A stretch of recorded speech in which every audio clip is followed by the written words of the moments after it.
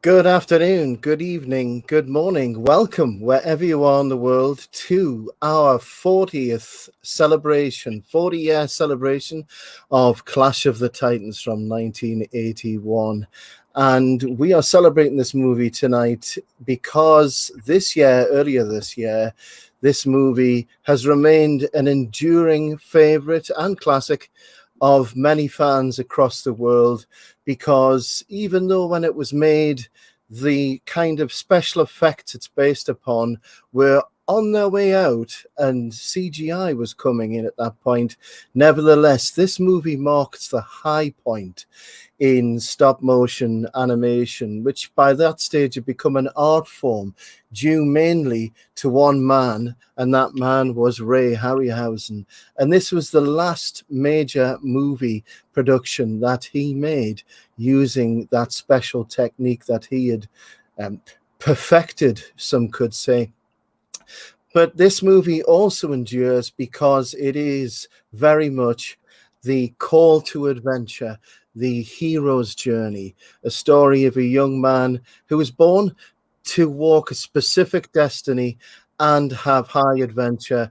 And at the end of it all, well, we'll see what happens at the end of it all. But joining me tonight, we have Ralph Juicer and Flash Calibos.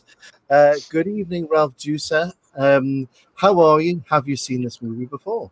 I'm doing well.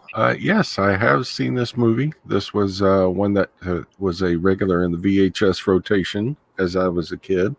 So I think I'll be able to keep up with it. We'll see. I did have an artificial liver inserted this week, right. So I'm going to give it a run through, and we'll see how I hold up. Right. Okay. But I do like the new hair extensions that you've got. You know, the new transplant is going very well. Oh, dude, no, this is natural. Come on. Right. And also joining us tonight is Flash Calibos, but we could call him Flashy Boss. But I actually like Flash of the Titans. Yeah. Good evening, Flash. I like that much better too. How are you? And what do you think of this movie? Loads of people have seen this. Oh, and Bobo the mechanical my owl. birds were. Bobo, talk to me. R2, I mean Bobo. Boo-boo. Hey, boo-boo. Hey, Bobo. So this movie is so well known. And what was your memory of it when you were growing up, Flash? My Did you see memory the of it movie? is TV, TBS, like all the Mm. great movies we watch here. Mm. And we got to watch it in school because of Greek Oh. mythology.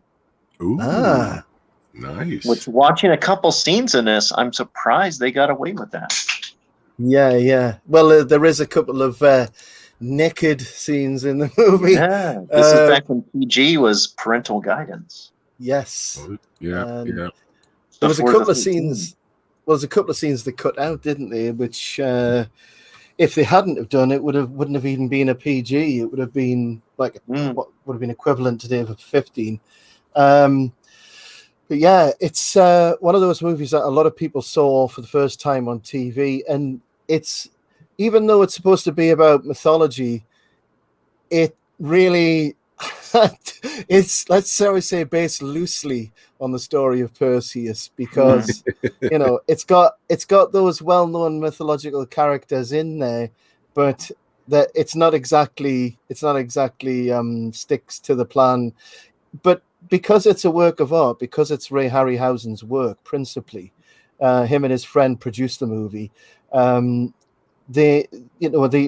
whole story is based upon his friend's love of Greek myth, and also to give the skeleton, the framework for Harryhausen's art and his creativity, which before CGI, you wouldn't have been able to conceive the things that you see on the screen on a Harryhausen movie, would you? You wouldn't. I mean, where would you go to see the power of the imagination come to life on the screen? There wasn't CGI; it had to be stop motion, and right. They did amazing things. And this movie, even at the time it was made, was still at the height of the art form. Yeah, so, people have to keep in mind, in 81, everybody wasn't running around with personal computers, or if you had one, it was not exactly a powerhouse, Exactly. So exactly. You're limited by the constraints of your technology of your time.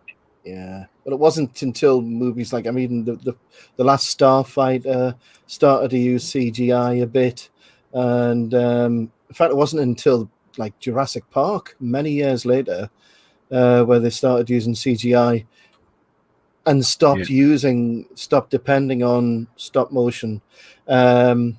But we'll talk about that a little bit later on. We're going to crack on now with the movie. Now, for everybody watching recorded and everybody who joins us later, this is a commentary channel. So because YouTube would get a little bit upset if we started playing movies on our channel which aren't, shall we say, royalty free in all countries. I think it's been donated to the Internet Archive, so it would be remiss of me not to mention that. So what I'll do is I'll put the link for that in the chat, and then if anybody wants to use that copy, then they can go ahead and watch from that copy. I think we are watching from that copy as well. So I'll just pop that into the chat there, and and do not put it out on your own channel, otherwise Susan's goons will come rappelling down the side of your house going hup, hup, hup, hup, hup, hup, hup. Yeah, and it has been a bit crazy recently on YouTube, but there we go. Let's hope that we don't get yeeted for any reason tonight. I'm behaving. Yeah.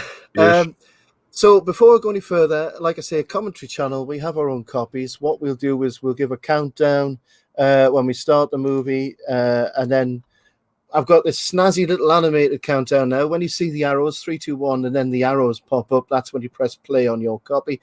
We'll give timestamps throughout. We'll let you know what's going on in the movie. We'll be talking about the movie, describing what's happened. So if you want to chat about the movie, if you want to share your experiences growing up about what this movie meant to you, this is a channel for you. This is the show for you.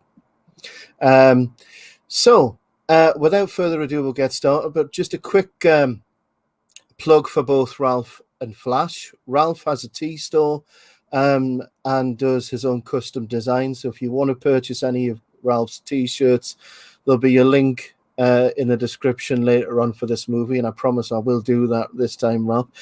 And with Flash as well, he is open for commissions for artwork and has his Instagram, and I'll post his Instagram link there as well. And currently he's doing a series of work on The Lord of the Rings and The Hobbit. So there's a selection of sketches there which are all available to purchase. So I'll put his contact details there. You can contact me through Instagram. And again, that's all available for purchase. So without further ado, we'll get straight into the movie and we'll play the countdown. The copy I've got is 1 hour, 57 minutes and 56 seconds. And gentlemen, if you're ready to start your engines, I'll start the countdown now. Ready to go? 3, 2, 1.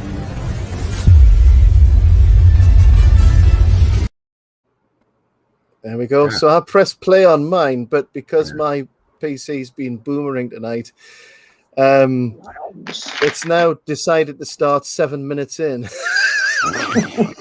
You want to mull again on that?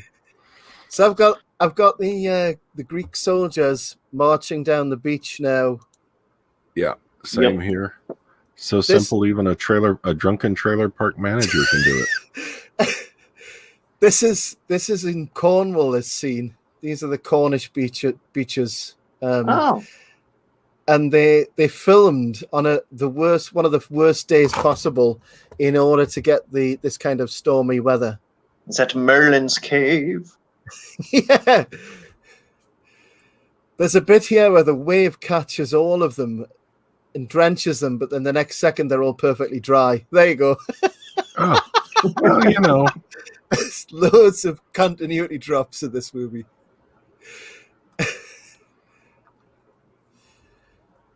So this is Perseus's mother and obviously the baby Perseus being cast into the sea like, I suppose, like Moses.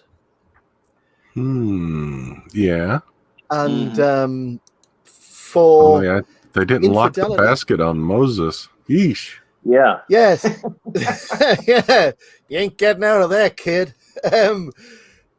Bang. So this is it's got by the way, yeah. It really has, doesn't it? It's a life coffin. The seagull, by the way, is the god Poseidon. We'll see what happens with that later on. Ooh, spoiler alert. But this is the king of Argos. Oh, my copy's decided to spurg again. I just don't know what's going on with my internet tonight either. But yeah, this is the king of Argos who's getting will get wrong off Zeus. He's upset that Zeus has had sex with his wife. So, well, you know, when the top god is knocking boots with your old lady, I can see where you get upset. Well, and the answer is that Zeus basically punishes the man for being upset about being a cuckold. You know, it's like, hey, how dare you throw my son, which I cuckolded. Yeah. Well, you know, it's like, hey. So here's the cast. You've got Laurence Olivier plays Zeus. Claire Bloom is Hera. Maggie Smith is Thetis, who isn't actually a god. She's a titan. The famous Ursula Andress, as she's known over here, Ursula Undress, as Aphrodite. A little story about her and Harry later on. Oh, yeah. And she only has one line in the whole movie. Yes, that's it. She had top billing on the movie posters. Yeah. Say, hey, look, guys, one line. It's kind of like the old trick they used to do with Cameron Mitchell in the B movies. Exactly. Cameron Mitchell comes in, gets propped up in the corner. They take the shot. Okay, and scene. Here's your $20, Cameron. Exactly. And he got paid. Can you see the seagull is like see-through, transparent there on the special effects? I don't know what you're talking about. It's seamless. Exactly. Yeah, there's some ball drops on the special effects. But they were trying out new stuff, I think. And, it was that stage where Jonathan there was Livingston Seagull. You may remember him from the movie Jonathan Livingston Seagull. Well, it's weird because you could do. It's so easy. That's the problem. Movies are too easy nowadays to make. Yeah, I mean, you can do it in your own house now. Yeah. Smitty, we are at 4 minutes and 40 seconds. Birds. Olympus. Yeah, so this reminds me of the scene when you know the close-up when you go to the city on Krypton at the start of the Superman movie. Mm-hmm. Yeah, even the camera angle is very similar. Yeah, and of course the people we see in the Superman movie are really like the gods of Olympus. Mm-hmm. It's a reworking of that kind of mythology. So Poseidon has arrived to. So Poseidon is also Mercury in this sense, I suppose. And he's arrived to tell them he'll be punished for getting angry about me doing his wife. So Jack Gwilym plays Poseidon, but he was actually also in one of the Sinbad movies. He played an evil wizard. Man, Zeus is really upset about his booty call getting cut off. Yeah. So Laurence Olivier playing Zeus. The only reason he was on the movie was because Maggie Smith was married to the guy who wrote the script, and she was able to pull Laurence Olivier into the movie. Come on, Larry. And Claire Bloom as well. Apparently they said, well, we did it because it was a little bit of fun. It was in London and it only took a week. So, not bad. That's something they could show their kids probably too. By the way, in the background, you'll see Pat Roach. I was about to say that. The German mechanic. Yeah. Pat Roach was one of those guys. He was a professional wrestler. And British wrestling he was like a real competitive wrestler, instead of he was a catch-as-can wrestler. Yeah. So he was in every one of the original 3 Indiana Jones movies as well. Yeah. Oh, really?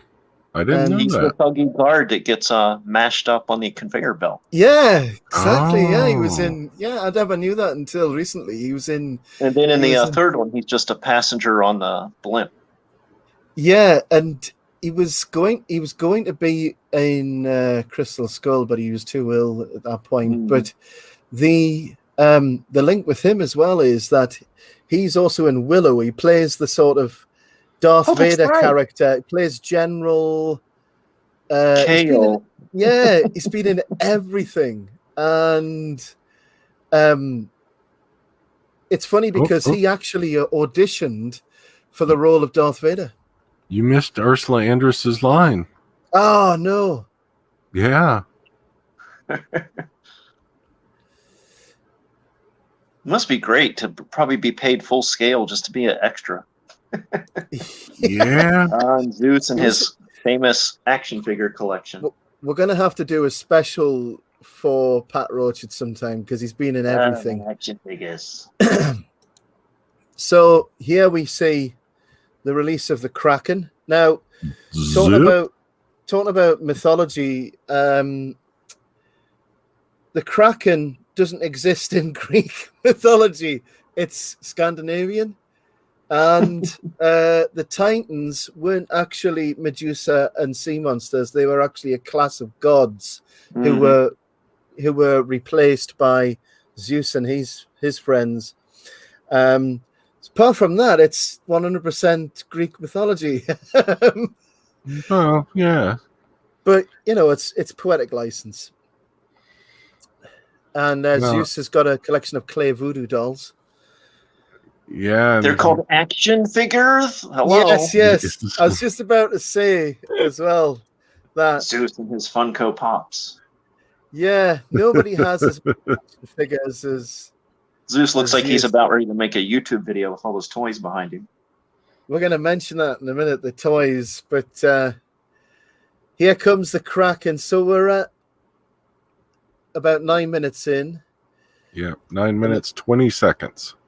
Kraken's been sent to Argos to destroy it. He has unleashed the Kraken. Argos in Britain used to be a chain of budget catalogue stores. So when I was a kid and I saw Jason and the Argonauts, I used to think it was about a bunch of kids who went to buy toys at a store or something. Well, that was what they hoped that you would do with this movie. Now the miniatures on this, the miniatures are really good, aren't they? Yeah. For the day, that is really good work. All these water effects look great, though. Like They do, yeah. They're like the compositing of the tiny people getting smashed. It's like, whoa! How'd they and have do you that? noticed? Yeah, how it was somebody's job to And go someone's cell really by getting hurt in cell. some of those scenes. Good gravy. And this is it. And people don't realize when they watch these movies how difficult it was to achieve these effects back Mhm. then. Oh, It yeah. took hours and hours of work. So this is Argos after the Dems take over. Yeah, we got a glimpse of the Kraken. Yep. Now, this is Detroit. Yeah. So yeah, we've seen Claire Bloom, Maggie Smith, Laurence Olivier, Ursula Undress, Jack Gwilym, Susan Fleetwood plays Athena with the owl, Pat Roach. We're going to see Harry Hamlin soon, who plays Perseus. Now, Right please now, he's tell just me a that. little baby. Yeah, I was going to say, please tell me that Perseus isn't supposed to be like 18, played by 30-something-year-old Harry. How old was Harry when he played this part? I wonder. He was probably in his 20s, right? Yeah. I don't know. Yeah, I just let me look to see because I'm just curious. He was born in He's 70 now, so yeah, he it's was 40 born years in ago. 51, so 81. Yeah, he would have been 30. 30. Well, he There you looks go. a young 30 in this.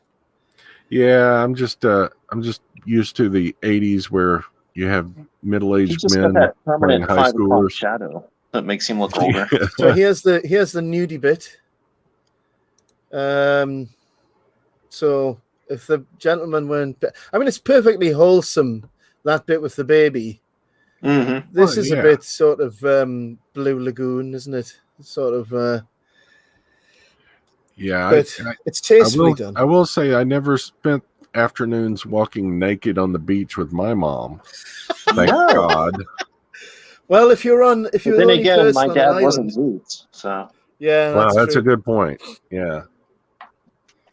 I'm like totally learning how to horse ride, man. My Yeah, dad's dude. got me a whole load of horses, man. Yeah, And of if it comes to course, me, the I'm son thinking of of flying Zeus gets a pony for his birthday. Do I get one? No. So here's a montage to show the passage of time. Dude, check out that fro on Harry. Wow. and that kid is an amazing horseback rider. He Is is. that like a small man, or is that an actual child? Because It's I don't think you'd be allowed to do that with a kid, right? Because that's Oh no, not now. Well, Back not- in the not 80s, now. they'd just give him Not now. they'd Or give him a that was Pabst probably and one of the turn him ones they loose. filmed in like Malta or Spain, where Yeah. unions didn't apply. Yeah.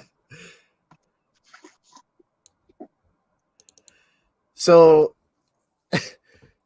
Pat Roach just stands in the background and doesn't Yeah, have he a doesn't single have line. one single word, does he? He's like, I'm just going to stand back here and look huge, guys. I just keep waiting for Maggie Smith to drop a Mr. Potter line. Yeah, she's been going for so long. I mean, she's in her 90s now, you know. Now, this is where we're going to see the punishment of Calabos. So again, Calabos was invented for the movie. It's based on Caliban. For those familiar with Shakespeare's Tempest, they might remember Caliban from the Tempest. Yeah, Caliban was awesome. I saw them open up for U2 back in the early 90s. Yeah. And you've got this nice little... Oh, there's the sound of the bottle being uncorked. Yes. It's This is just a nice weird to artificial have liver the rolling. monster baddie guy, and all of his stuff is just exposition. Yeah, I know. And Very strange. yeah, and then the animation scene there to show him being transformed into the physical version of his nature.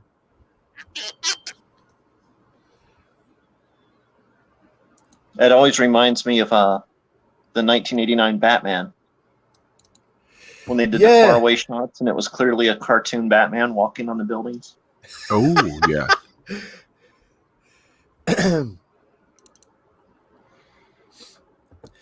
But yeah, so this sets up the antagonist protagonist battle for the movie, because Thetis, who is played by Maggie Smith, her son Calabos has been disfavored by Zeus, punished by Zeus, whereas Zeus's favorite son is Perseus. So she makes it her mission to take revenge upon Zeus and thereby take revenge upon Perseus.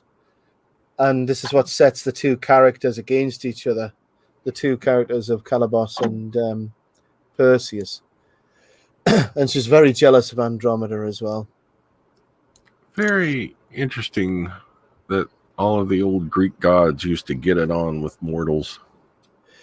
Yeah, the golden shower, as they called it. Yeah. Which today I think means something atrociously horrible. Yeah, it's a little different meaning today. Yeah. But the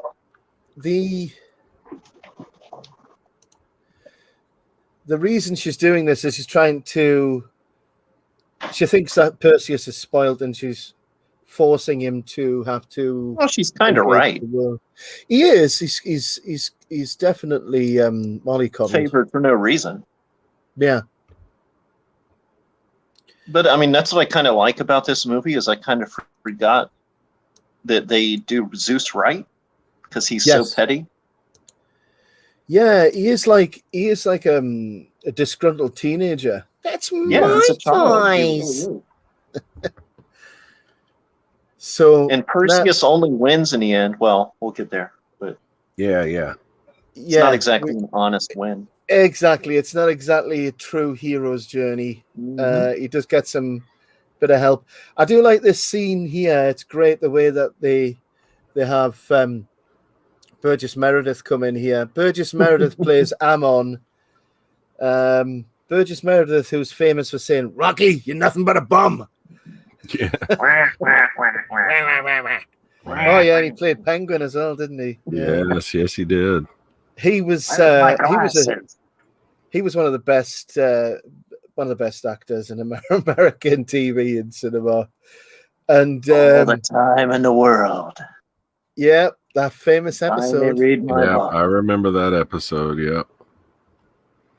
Do you know that because originally they were going to get Sir John Gielgud to play that part, and the producers thought, well, no, we have to have an American in that role, because if we don't, it'll just be, most of the characters will be British actors, and we won't get the balance right. Yeah, you can't have that. Oh, and you're going for international audience too, so exactly. And at the time, America's going to be your biggest money.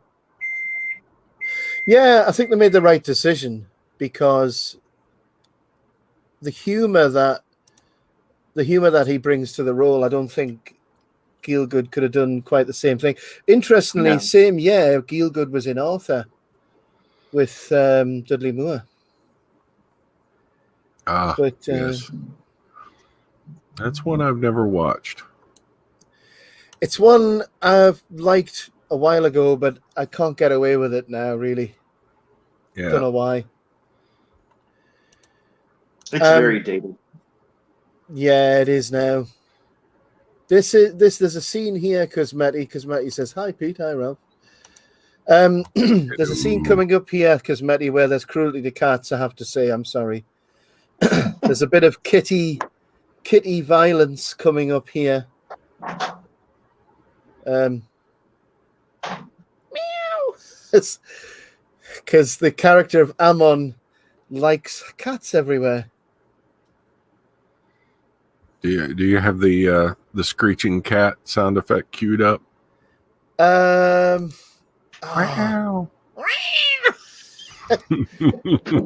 What's that scene from The Jerk with Steve Martin? Not cat juggling.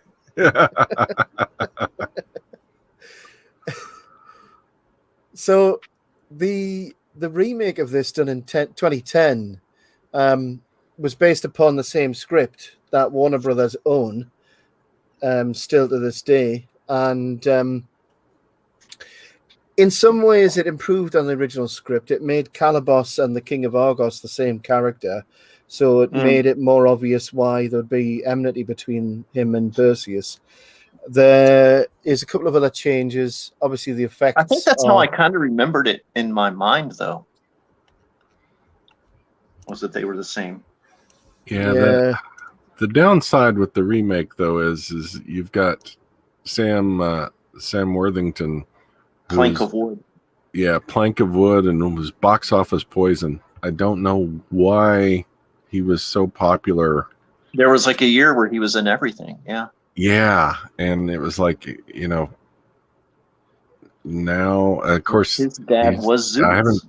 I haven't seen him in anything else, but he's going to be in like the next 3,000 Avatar movies that Cameron's working on. But he's going to be a blue cat person, right?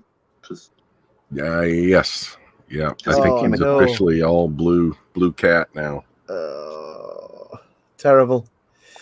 And the big change they did do in the new one was Zeus became like a noble, kind, fatherly father, right? Yeah, and he's not. He's kind of like the drunken dad that stumbles into the trailer at 3 a.m. Mm-hmm. He is. He's a spoiled Where's my boy? By the way, if it looks like he's walking around as if he's almost about, Laurence Olivier walks around like he needs to go and have a shit, basically. Yeah, he does. Yeah. It's because he was really. It looks like he's clenching one. It's because apparently he was really ill throughout the whole filming. No, so he really was clenching one. He was. So yeah, he was must not vomit in scene. Yeah, and he puts on a good show because he's a professional, darling. And this is the exact same workout that I used to do with sticks in my backyard to learn sword fighting. Just by myself, swing it back and forth. But I mean, they do make a point of the costume design's really good in this movie. They make a point of trying to bring across the heroic demigod nature of, but he has the 3 magical items that have appeared: the helmet, then the sword and the shield, or the shield and the sword. And you know that they're divine because they shine. Yeah, exactly. They're not covered in poop. Yeah.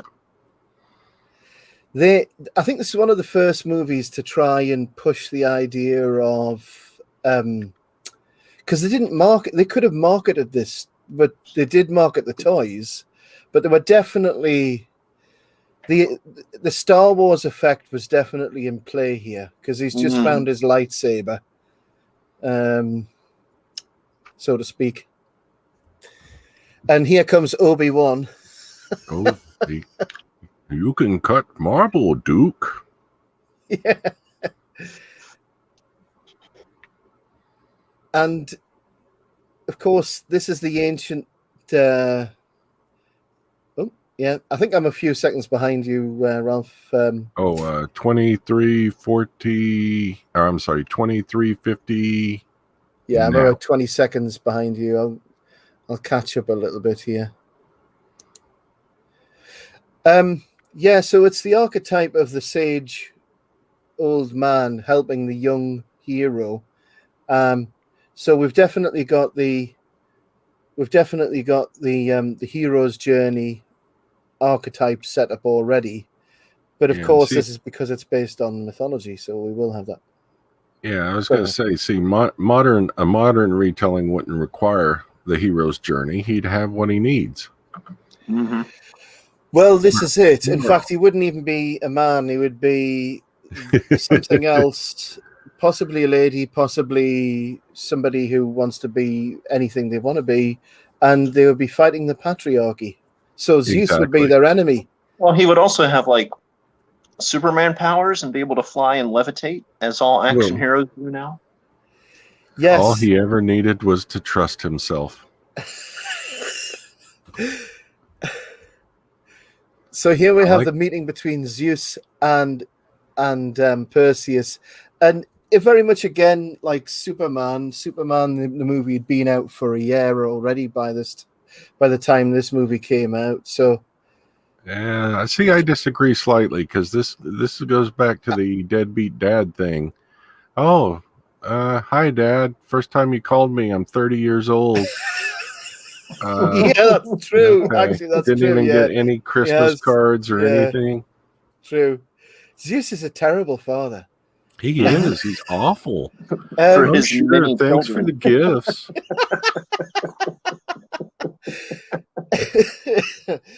He's the original deadbeat dad. Yeah, I mean, but he does give him alimony in some sort of way. He pays child support, like, here's a shiny helmet, here's a shield. Yeah, exactly. Don't call me. Don't call me. Look, kid, I gave you a pony. What more do you want? Remember that time I gave you a Pegasus? Why you always bothered me?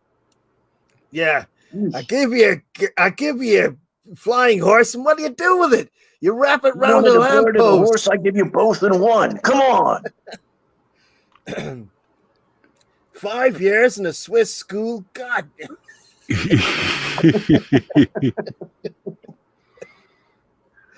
Yeah, little does he know the reason why Burgess Meredith can't see him is because he doesn't have his glasses on. It doesn't have anything to do with the helmet. It would be funnier though if Burgess Meredith's character just pretended he couldn't see him. Yeah. Am I invisible? Yes. No, I don't see you. I mean, you don't look great. Yeah. Can't see a thing, kid. So because he's got a new helmet, the first thing he wants to do is run away to the city. Go and peep in the bathhouses. This was filmed in 1979 and produced in 1980, released in 1981. And so he's off to Joppa, which is modern day Israel, isn't it? Joppa City. And this scene coming up, I think, definitely influenced the opening scene for Conan. You know, the music and the architecture and everything. It's definitely an influence on that scene in Conan. And this could be like a Monty Python joke, the fact that the parrot from South Africa has somehow managed to find its way to ancient Israel. But did it carry a coconut? I think it did carry a coconut under its dorsal feathers. And there's a leper mixing with normal people. So he must be a fake leper. Yeah. He's been vaccinated. Come on. Yeah, come on. He's wearing a mask. He doesn't need to antisocial distance. And if you pay this guy, he'll eat your hankies and then regurgitate them. That's what everyone should pay for, not. And you're going to see, this is Tim Pigott-Smith, who was quite a well-known TV actor in Britain, playing Thallo. Thallo, the army officer, guardsman. Oh, that guy on the stake. That's the same way we do barbecue in Texas. Tastes like pork. Yeah, mostly. You'll see Cassiopeia on the right there, played by Sean Phillips, who you might know from movies like Dune. Ooh. Fia's the Mind Killer. She played the Bene Gesserit Okay. sister. That's why and she was so familiar. she's been Just in. didn't recognize her with hair. Yeah. She's Welsh. She's still alive as well. She's a grand old age. She's Welsh. She taught I herself was about English. to say, this is one of the few movies where the majority of the cast is still alive. Yeah, it's strange, isn't it? Mm-hmm.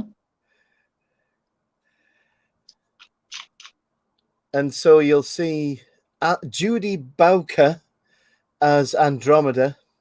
Of course, Harry Hamlin as Perseus. Judi Bowker was how old was she when she did this movie?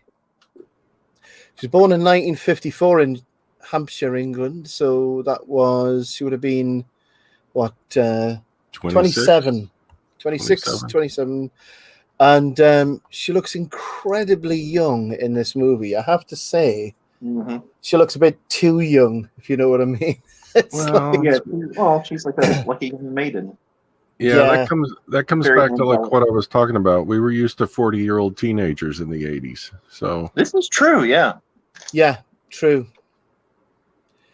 I was just watching an old episode of Dragnet, and they took this guy in. He's like, "Come on, I'm still a minor," and he was clearly like 45. Yeah, because I couldn't get I'm a each minor. other. I'm like, coal miner? Like what? yeah, exactly. That's the context you needed.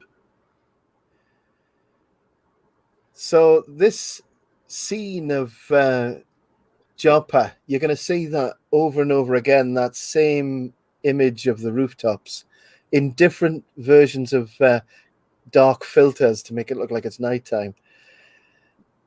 This is where you use your magic helmet that makes you invisible to sneak into the bed chamber of a princess in order to perv on her. Yeah, perfectly taken after his dad, isn't he? Like I was going to say, yeah, I called it. It's very Twilight.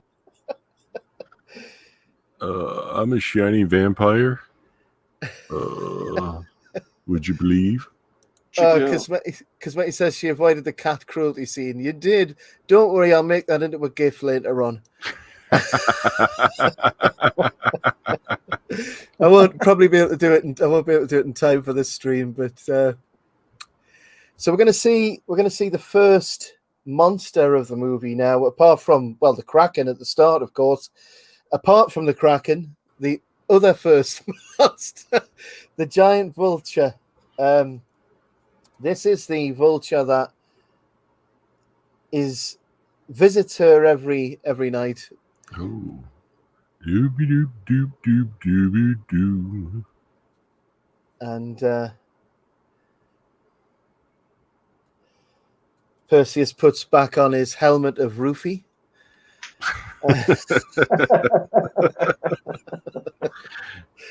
See me. That's the goddess Rufy to you. Thank you, man. And we're going to see Andromeda astrally project here. This is what I'm assuming it is, because her physical body stays on the bed.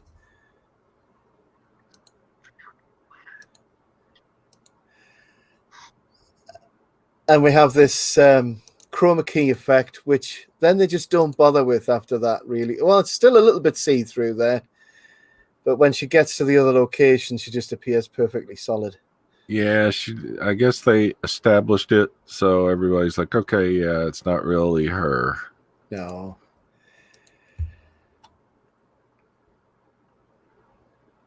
And I should say as well that the story itself, this is really a story within a story, because within the first hour you have a miniature quest which is fully developed by the middle of the movie. and then you think that's it, all done, and it's really just the middle of the movie, and it just got started, and then the real quest starts at that point. Oh, I think he just realized that she's not around. Yeah. Uh-oh. Wow, chicka wow wow. So now he knows she's dead to the world, so to speak. He goes in for a little touchy-feely of the hair. My destiny. You are my density.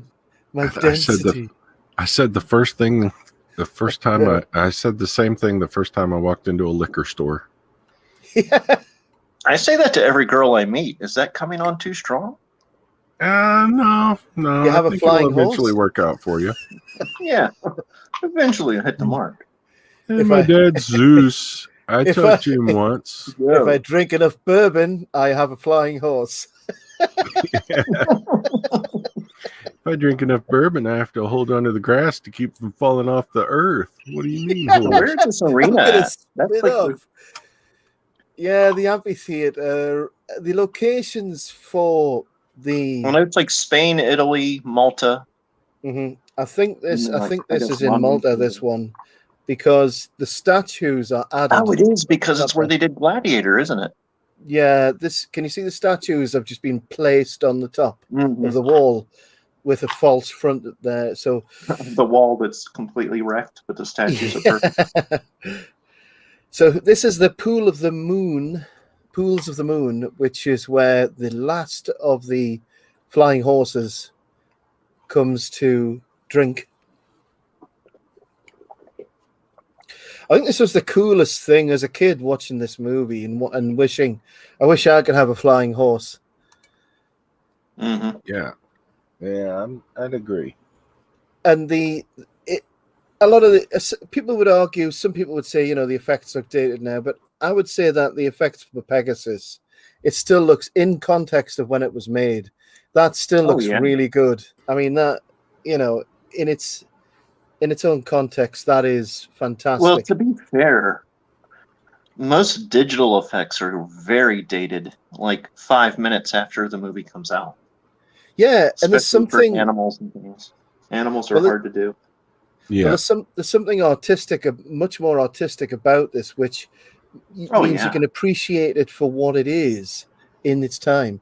Well, it actually ages better than digital because digital looks bad. Like I said, a year later, it looks silly. Whereas this, you can still see the fingerprints of the artist on it. Because it's real, isn't it? It's a real. Yeah, it's a real thing.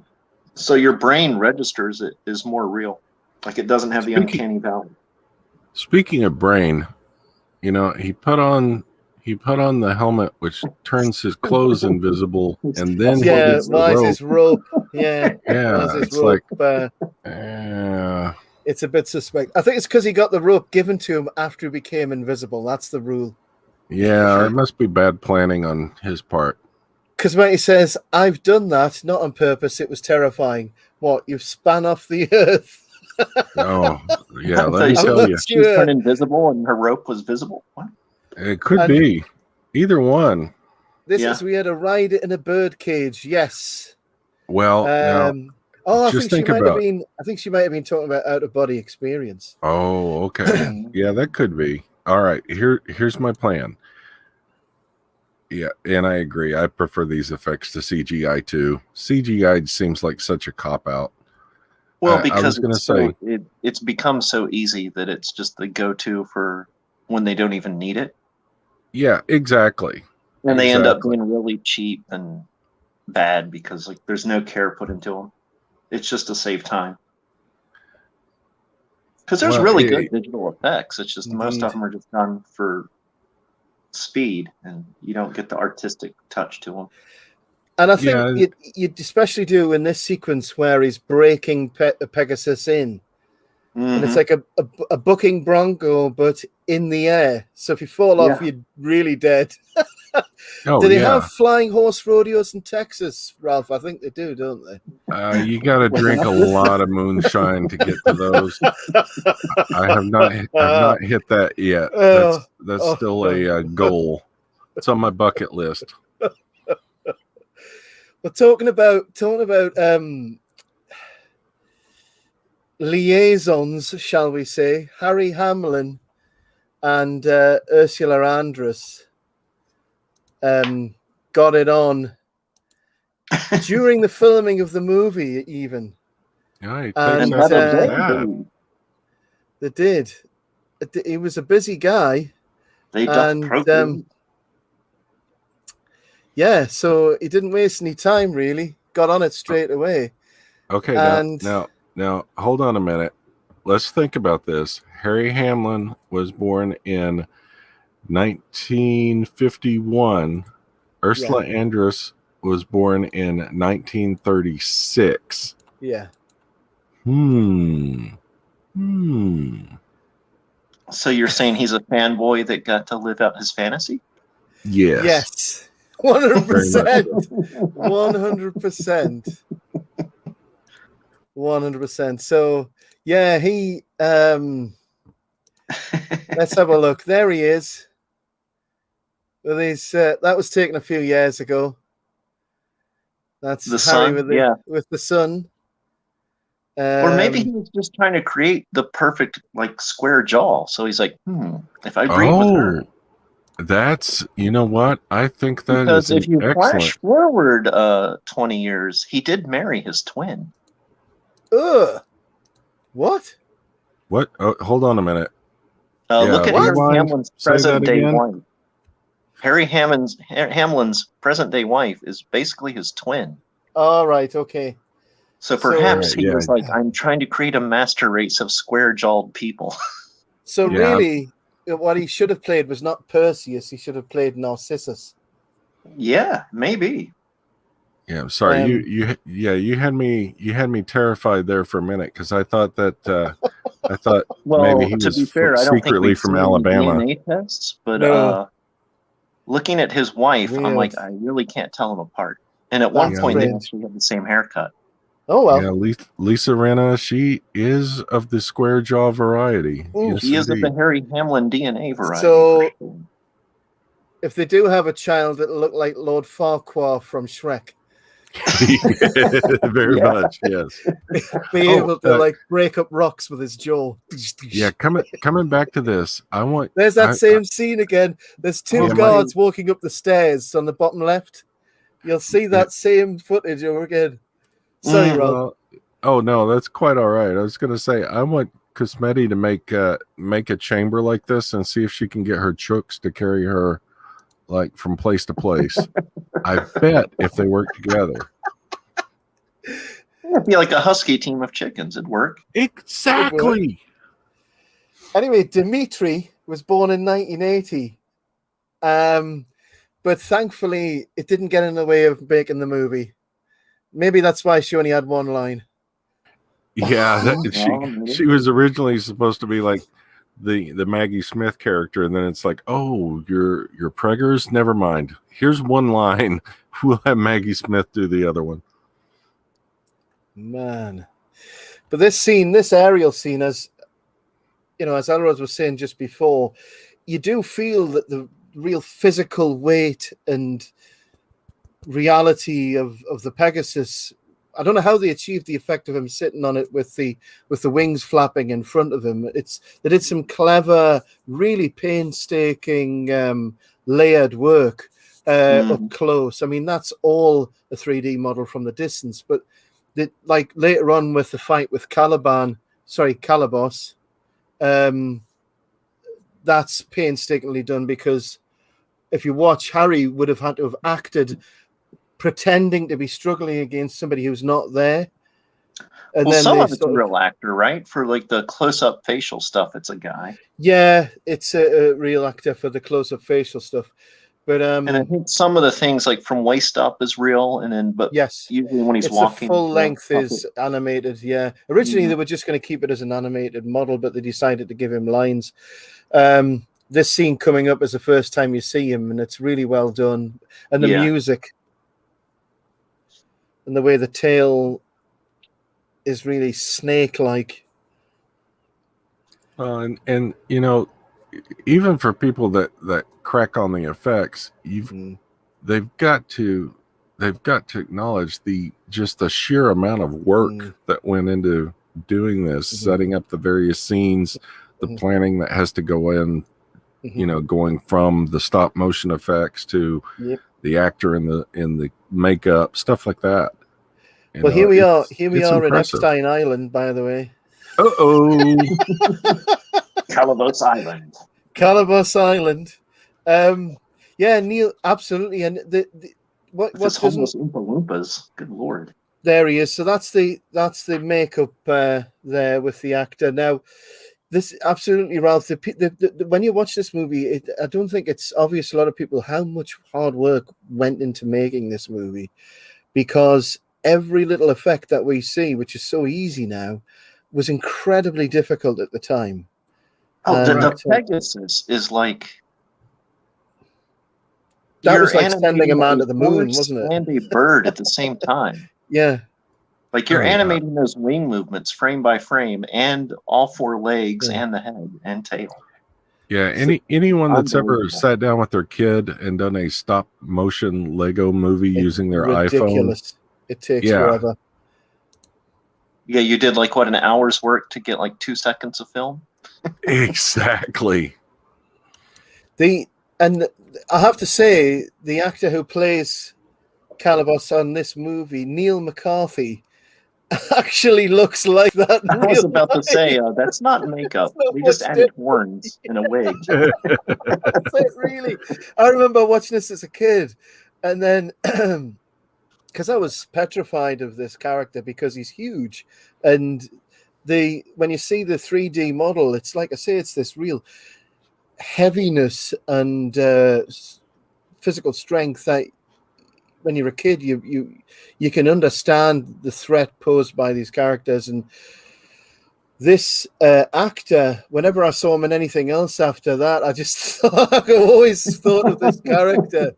And when you see somebody done it basically like the devil, but he was in Where Eagles Dare, amongst other things. He plays one of the soldiers who are parachuted in, and he's I think he's one of the ones that gets murdered. I'd have to check. But the movie I remember him for was Zulu. Yeah, because he plays one of the Welsh gods in Zulu. By the way, he never fastened that necklace around her neck. Yeah, no, it just kind of sat there. But yeah, so that's Neil McCarthy, the actor. Is he normally that hairy, where it looks like he's wearing a sweater when he's only wearing a tunic? I think they added the hair and the wig and the horns, but that's about it. Perseus forgot about his footprints. Yeah, they're modern shoes, by the way. They're not for his chin for sure. Yeah, so Neil McCarthy. Yeah, I'm going to let you Google that. I don't want that in my history. Neil McCarthy shirtless. Did nothing wrong. BigChinnedMen.com. Just wait until Mrs. Pete checks that one out. Google. I went Big Chin. I went to Google big chinchillas, and all this stuff popped up. HarryDevilmen.com. Harry Devilmen. There we are. I've got him there on the screen. This is the fight scene coming up here. I'm going to try and share this. Don't worry, it's nothing. There we go. I will say, as you can see, that's what he looks like. Yeah, he didn't need much makeup, did he? No, not really. It sort of works anyway. Now, since we have gators in Texas, I will vouch these look completely real. So you can see the close-up scenes, it's the actor, but from that distance, it's actually two cells overlaid. There's the animated cell and Harry acting with nobody. It's so well done, it's amazing. So yeah, he's got his lightsaber out and he's fighting a monster. This is Dagobah. Yeah, use the Force, Duke. Call it Dagobah.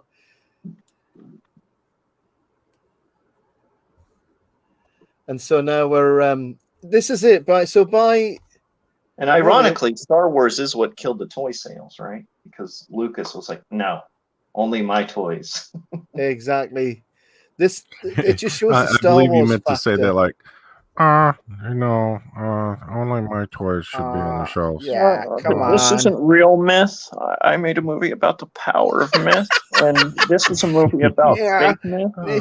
This is like Your fake myth. Yeah. Yeah, my guy Duke You, sir. Skycrawler is definitely gonna handle the market. Because Matty says he has a red throw. Something. The Perseus is a made-up character that's a rip-off of Luke Skywalker. I thought of him first. I time traveled to ancient Greece, and they all saw the script for Empire. Well, Lucasfilm did claim to invent hobbits when they released Willow to DVD. They're like, before there were hobbits, there was Willow. What? Hey, and mad shout out to Cosmetti for recognizing the gloriousness of the red fro. Thank you, ma'am. I think he uses soul glow on that fro. Hey, maybe. But it ain't keen if you don't use sheen. Yep. He does have a lot of torches, so I don't know if he uses soul glow. It's gonna be a deadly. Good point. Yeah, he might turn into a Pepsi commercial right in the middle of this. Okay, now you're right. This totally is the ending of a movie. Like he won the battle. It is. The girl. Yeah, it's a bit confusing in some ways because literally, he's gone on a quest. He's already got Pegasus. He's beaten the baddie, and he's going to get the girl. He's stolen the answer to the riddle. Yep, and that's it. All done. 50 minutes. Thanks. All right. Well, job done. Yeah. Well, it's thanks, that kind of thing where it's like watching, if you fell asleep or went to the bathroom and came back, you're just going to turn off the movie because you think it's over. You're like, I missed the good part. Yes. All right. Because when he's noticed Sean Phillips, it's Sean, the actress who was in Dune, amongst other things. Oh, there you go. Fear is the mind killer. So not only did I beat him, but I chopped his hand off as evidence. I'm the good guy. I chop people's hands off. Check it out. Look at me. I'm a good guy. Now he shall be known as Lefty. Now he's like full Bruce Campbell. He's got the chin and the missing hand. Ooh, never go full Bruce Campbell. There you go.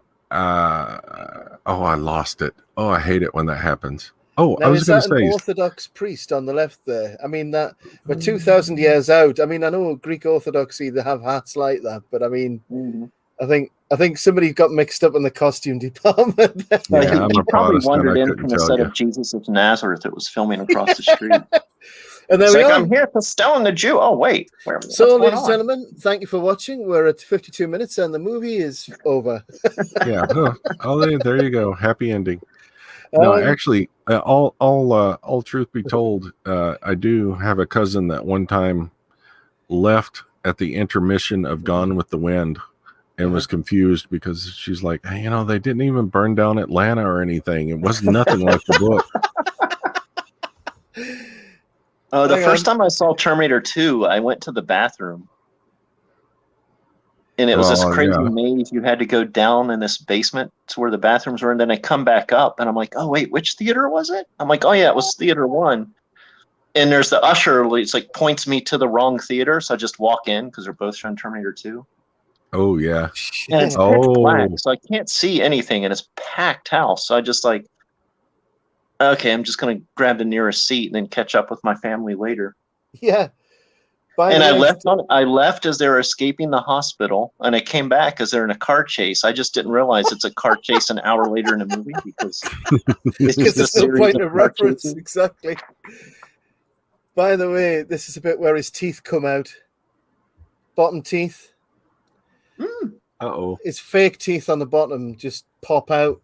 The fake monster teeth. Oh, but so he continues because he's a professional. A U.S. president speak. Yeah. They're basically doing the same thing that Disney's Haunted Mansion does. But that's super creepy. I demand I've always thought that's the justice! creepiest thing in this movie is the talking statue. Yeah. This is.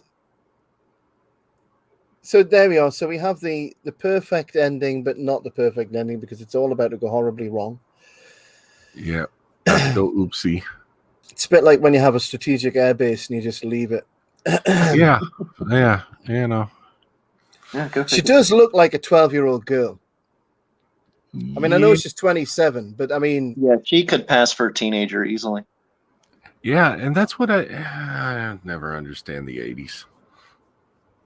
I Yeah, lived through because if the this 80s was and like I'll never understand it. a school about, if this was a movie about junior high, Harry Hamlin would be playing like the student.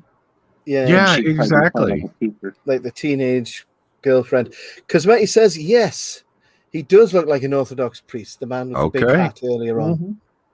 Mhm. There we go. For that We moment, I have was hopelessly we have lost. Cosmetti here working as our fact checker. Yes, ma'am. So, there we are. Oh yeah, you missed out. You missed out, Flash. Cosmetti is our straight man to the group. Yes. So while we ramble on insanity, she's the one that puts us back on track.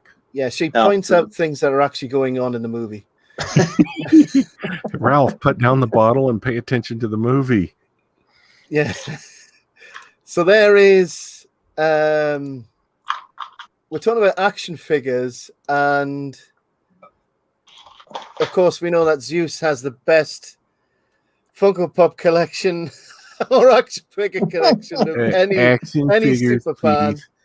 Action figures. So basically You're he is still in Zeus the is, box. Zeus is literally a man baby who lives in his basement. Zeus is up in Olympus making YouTube reviews of toys. Mom, Check it I'm out, down here- guys. I'm down here. Check it out. Number I'm 7. reviewing my collectibles for YouTube. I need hot pockets.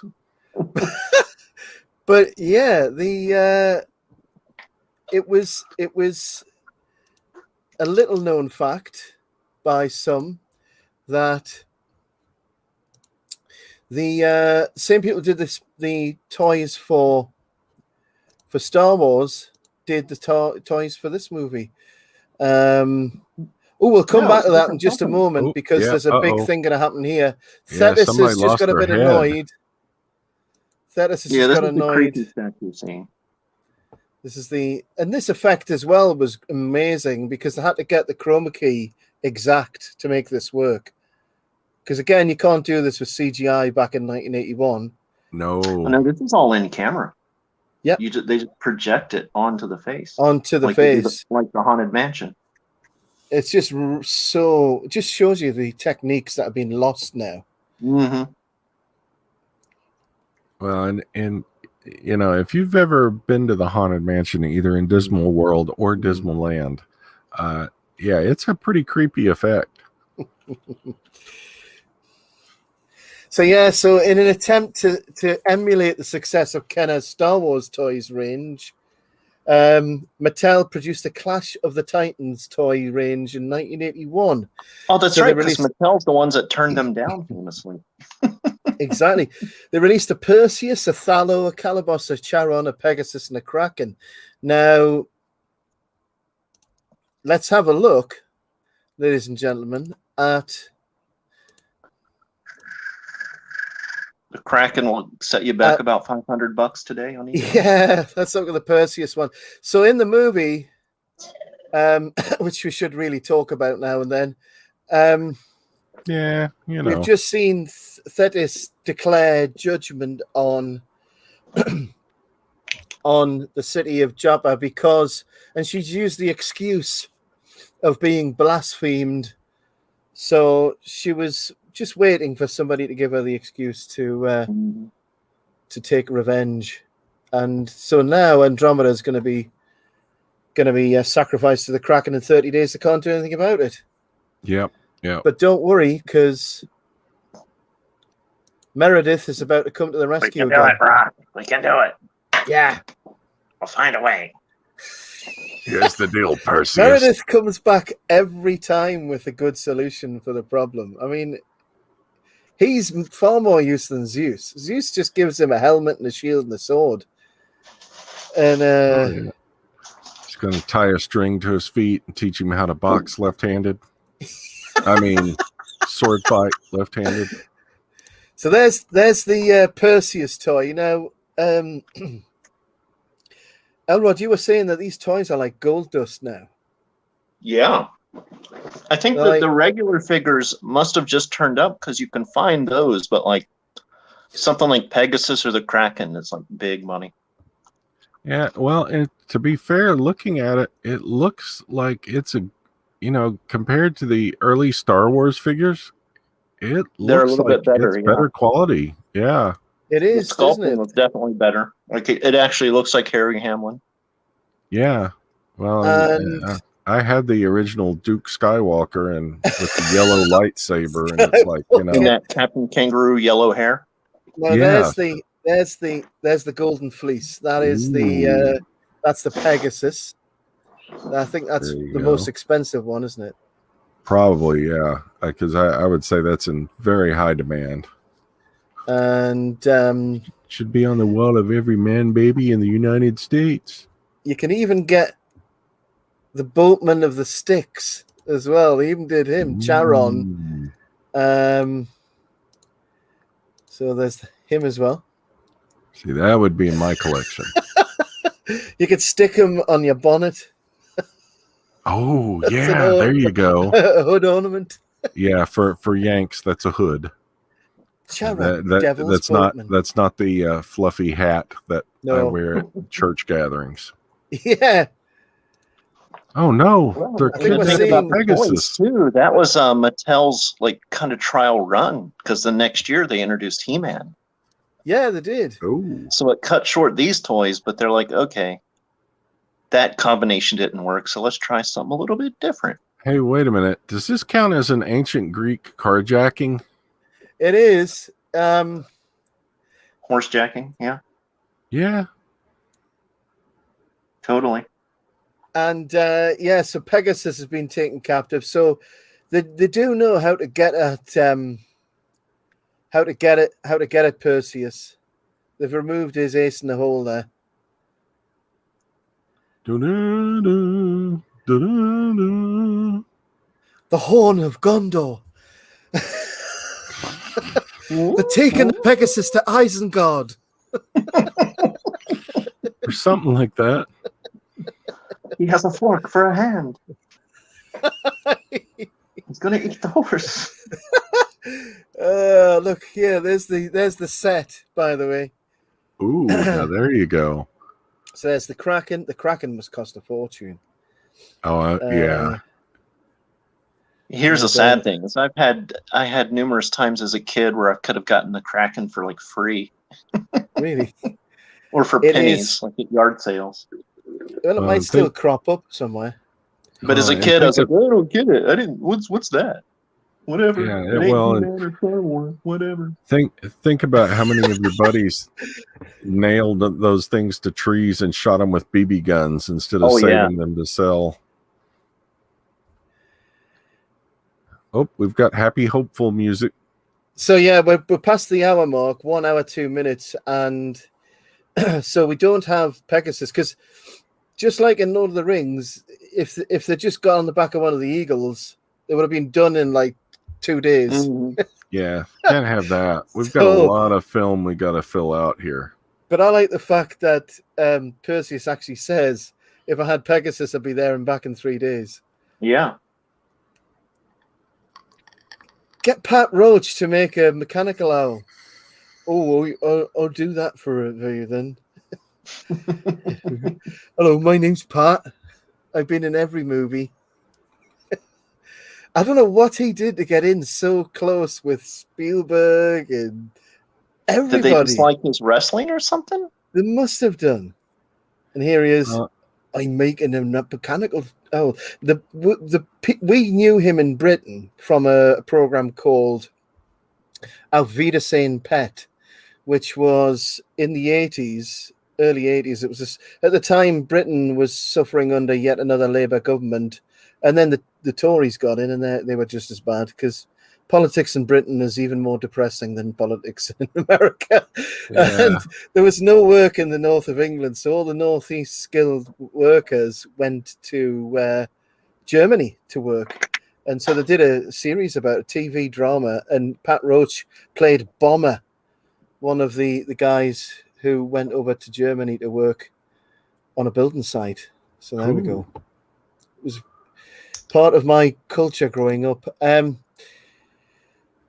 Because Maggie says she only looks 12 compared to modern girls. They look trash. Well, Yeah, I think girls But she should now look like a maiden because she's supposed to be innocent. Yeah, and That's she a does good look point. she does look unspoiled, definitely. Mhm. Meanies, says Kuzmetti. And I'm sure she's talking about people who kidnap Pegasus. Or me. So we're in the vast desert of Tatooine now, and here's R2 sitting on a branch. I mean Bobu. Yeah, and I'd like to point out, deadbeat dad comes along, tells his friends, "Hey, Give him a bird. my son's having some trouble. How about you? Why don't you just lend him that 73 Vega, so he can get to where he needs to go? He'll bring it back fine. No worries." There we go. There's the sound. The sad thing is, I can't tell what's from the movie and what's coming over the screen. Well, if we ever do a remake of this on our on our own budget, Flash could definitely be the voice of Bobu. Yeah, absolutely.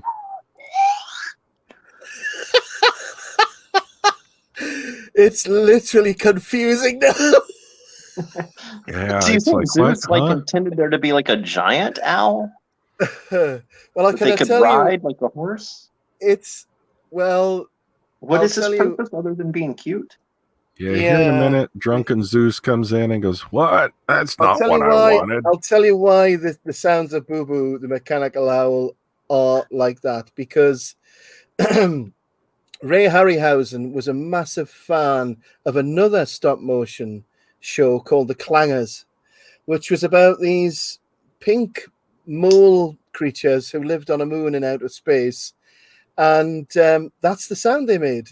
All of their speech Ooh. was a slide whistle. And one of the animators, Oliver Postgate, was actually Maggie Smith's, the cousin of Angela Lansbury. The guy who did the clangers was the cousin of Angela Lansbury, and Maggie Smith starred with Angela Lansbury in Death on the Nile, I think a year before this movie. So they all knew each other, and the Clangers is famous for also the Iron Chicken. Oh, there you go. Okay, so Cosmetti, you should get a hold of a copy of these programs. They're really good to watch. There's the Iron The Chicken. Iron Chicken, like the Iron Bunny from Peter Well, there Cushing? he is. There, they had the Clangers lived on the moon, and they were visited by the Soup Dragon, and also the Iron Chicken. When in So there's the danger, Iron when Chicken. in doubt, break the slide The whistle Dragon out. sounds like a place where hippies would serve food. Well, there was a band called the Soup Soup Dragons, wasn't there? Oh, apparently me and There you are the was a meanies. band called the Soup Dragon. Ralph, it's me and you who are the meanies. Yeah, I know. I get told that every time rent is due at the trailer park too. Right. The life of a drunken trailer park manager is a difficult one, but it's one I do well. This is Spain for these shots, because they wanted really weird rock formations, and this is the mountains in southern Spain where they filmed. This is one of the 4 locations, as Flash was saying earlier. And do you know what? The music in this is actually really good. The composer is not really one of the most famous film soundtrack composers, but his work on this movie was really, really good. The main themes are excellent. Yeah. You could just listen to the soundtrack. Yeah, who is the I'm looking to see who The did the music. Oh, composer Laurence is Rosenthal. yeah. Now he did the music for most of Harry Harrison. Harry Ralphенhausen. Rory Halfenhausen, and I haven't had any whiskey. I've had enough for both of us. Okay.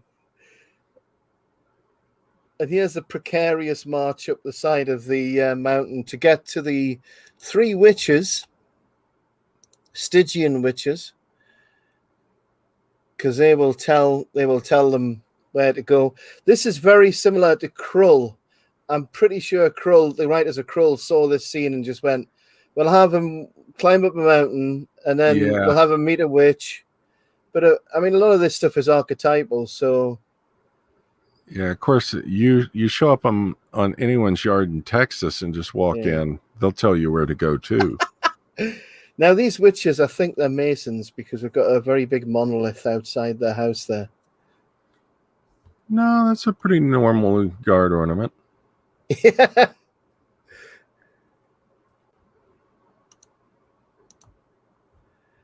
And so the three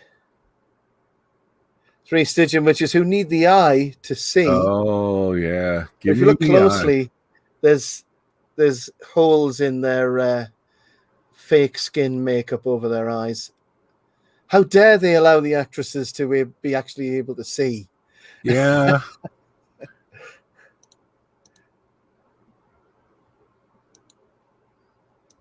And the best bit here is where there's actually somebody in the cauldron and they push his hand down. This is just pure comedy, this. Hello, don't mind us. We're just boiling a man in the pot here. Come a little closer. I think we've lost Flash. Uh-oh. Are you gone, Flash? He's still there, but there's the hand coming out of the cauldron.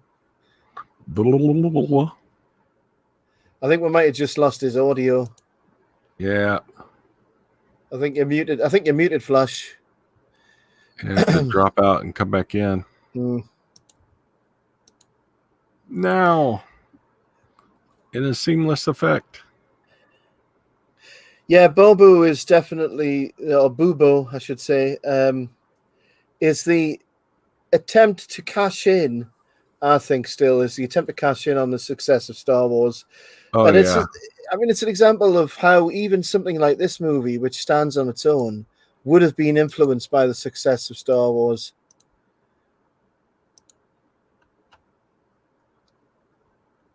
Anything. Answer my questions 3. What is your favorite color? Two of the actresses here, Flora Robson and Frida Jackson, playing the witches. That was the last film appearance they did. Oh, really? They must have made enough money out of just this part that they just decided to retire after this. So we are at 1 hour, 12 minutes on my copy. And these are the three Stygian witches. And he needs to know what he can do to defeat the Kraken, and he has to get the head of Medusa. So in order to kill a really dangerous monster, you have to first kill a really dangerous monster. Oh, yeah. Easy enough. A Titan against a Titan. Yes. Cue the movie title there, even though neither of them are Titans. Well, you know, it's good for marketing. And if you say that word the wrong way, it sounds like something quite rude that might happen in a lady's bra when she's jogging. Ooh. Yes. Ooh, I didn't think about that. Yeah. If you mispronounce it, if you're an ignoramus like I used to be, which I still am, I think. I still am an ignoramus in certain ways. Give us back the eye. Give us the eye, mister.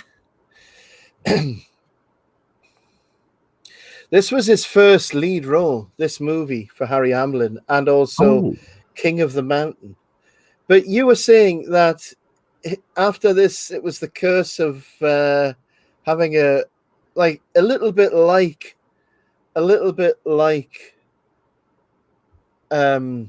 it was for Sam Worthington.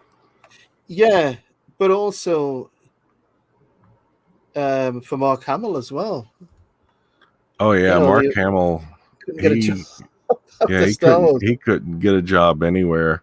Yeah. I think the only other movie I remember seeing him in was Corvette Summer, and it wasn't exactly a masterpiece of cinema. No. Let's Rex see. Harrison was cast to play the part of Poseidon, but rejected it.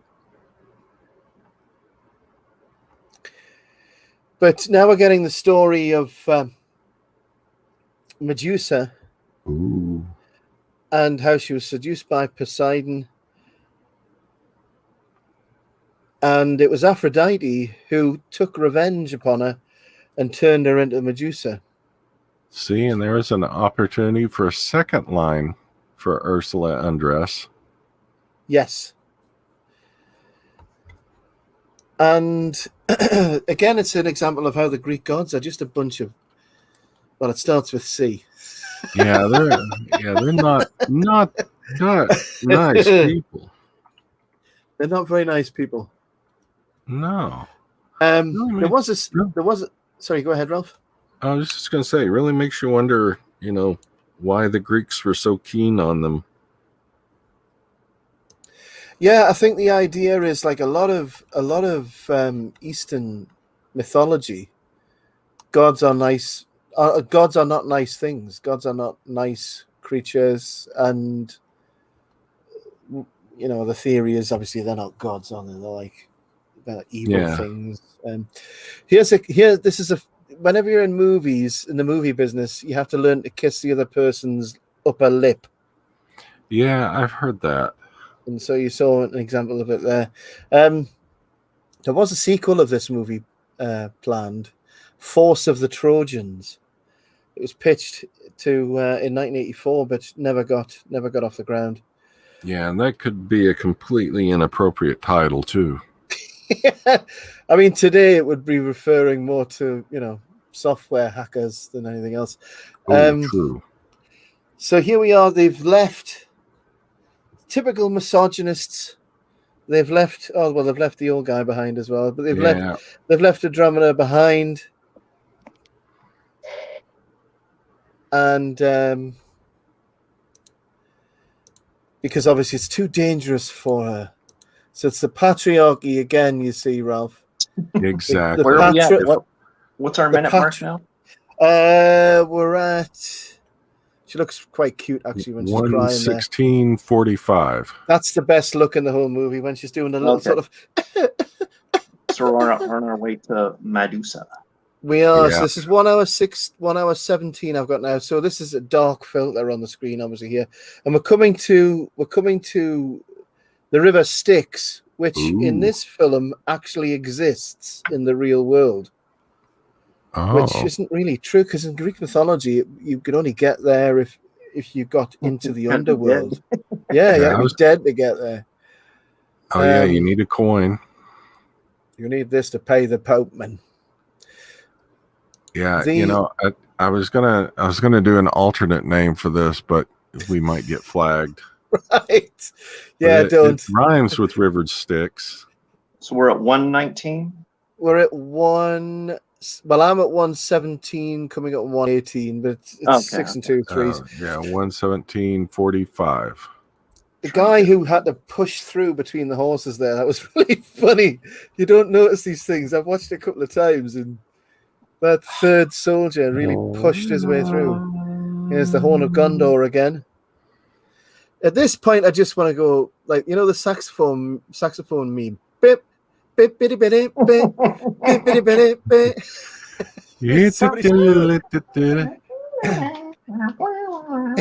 Yeah, if they'd broken out with yakety sax, that would have been pretty awesome.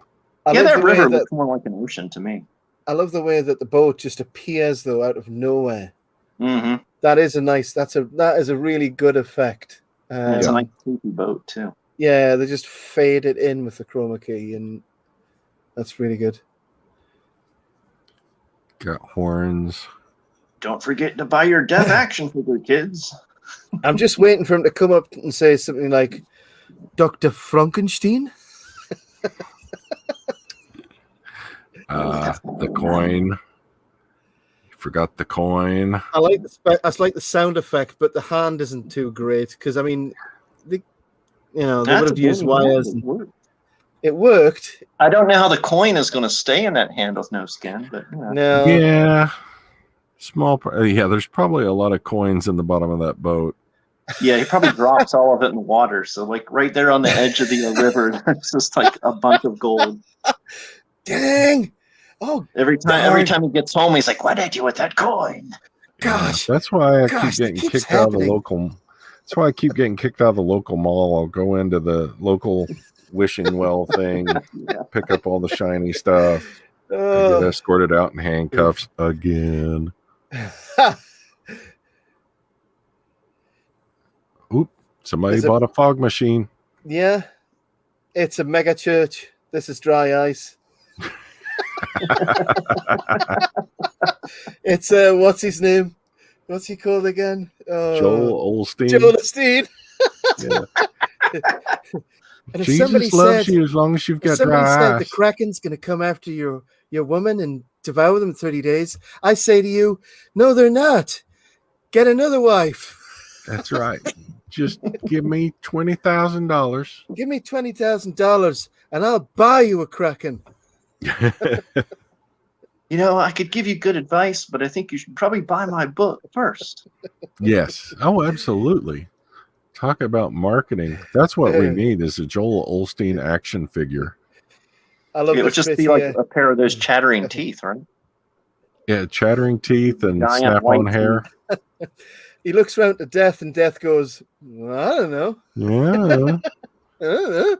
I did my job. You got to figure it out. I just drive the boat, kid. Yeah, they don't tell me nothing. I take the coin. I take the people across the water. That's it. You should see the people I get in my boat. Animals. Animals. I've been driving this route here for 40 years. It's not a nice part of town anymore. I remember when the River Styx used to be a great place to take your kids. Now it sucks. I love this scene here. It's nothing but junkies. There's a roof on that building. Notice that, John? Oh, there's no roof. Uh-oh. There's half a roof. Oh, there is a roof. Oh, there's a bit of a roof at the front, yeah. Mm-hmm. This is roof. Roof. I think this is in Italy. They went back to this location several times for Ray Harryhausen's movies. Obviously, this is the last one he did. It's a great location, too. Yeah. And we're about to meet the Hell Dog, and the trivia for the Hell Dog is Hell Dog Cerberus's hellhounds should have 3 heads. Mm-hmm. But the I suppose well-known trivia is that they renamed it Dioskolos and said, well, look, just give them 2 heads because it's going to take too long to animate 3 heads. Yeah, so, reduces the overall budget by a third. Yep, how to reduce your workload by 33%. Oh, great. You broke him. Nice job, Perseus.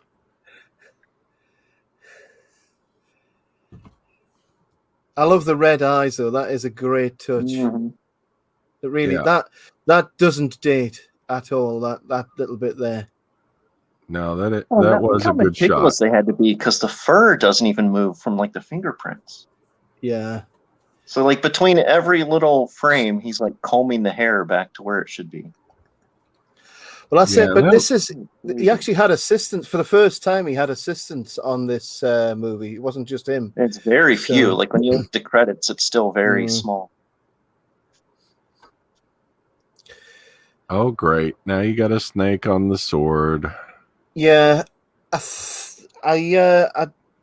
it's not really relevant that because it's in terms of the story why they do that, because I was watching thinking why are they, because obviously it's to stop him getting his sword and joining in the fight, but when you think about it, overall it doesn't really have a significant difference to the outcome. I guess it's just because it is, I think you're supposed to think that the snake has been sent by Medusa. Yeah, I guess so. Maybe an excuse to extend the dog fight. Yeah, because if he joined in, it would be over in an instant. I think it adds a little bit of peril to the dog fight. The Aeschylus is just having a bit of fun here, He's just playing with them. Oh, and it plays into his guilt when Tim Picott-Smith dies. Yeah, that's it. Does anybody have a rubber ball? Just throw the rubber ball. This dog just wants to play. Seriously. Only I had a frisbee. Wait, I got a giant brass frisbee on my arm. No, I didn't realize you exactly. You hated dogs. It's not my fault I was left behind. Oh, dynamic pose. Oh, there we go. Another army dog gone.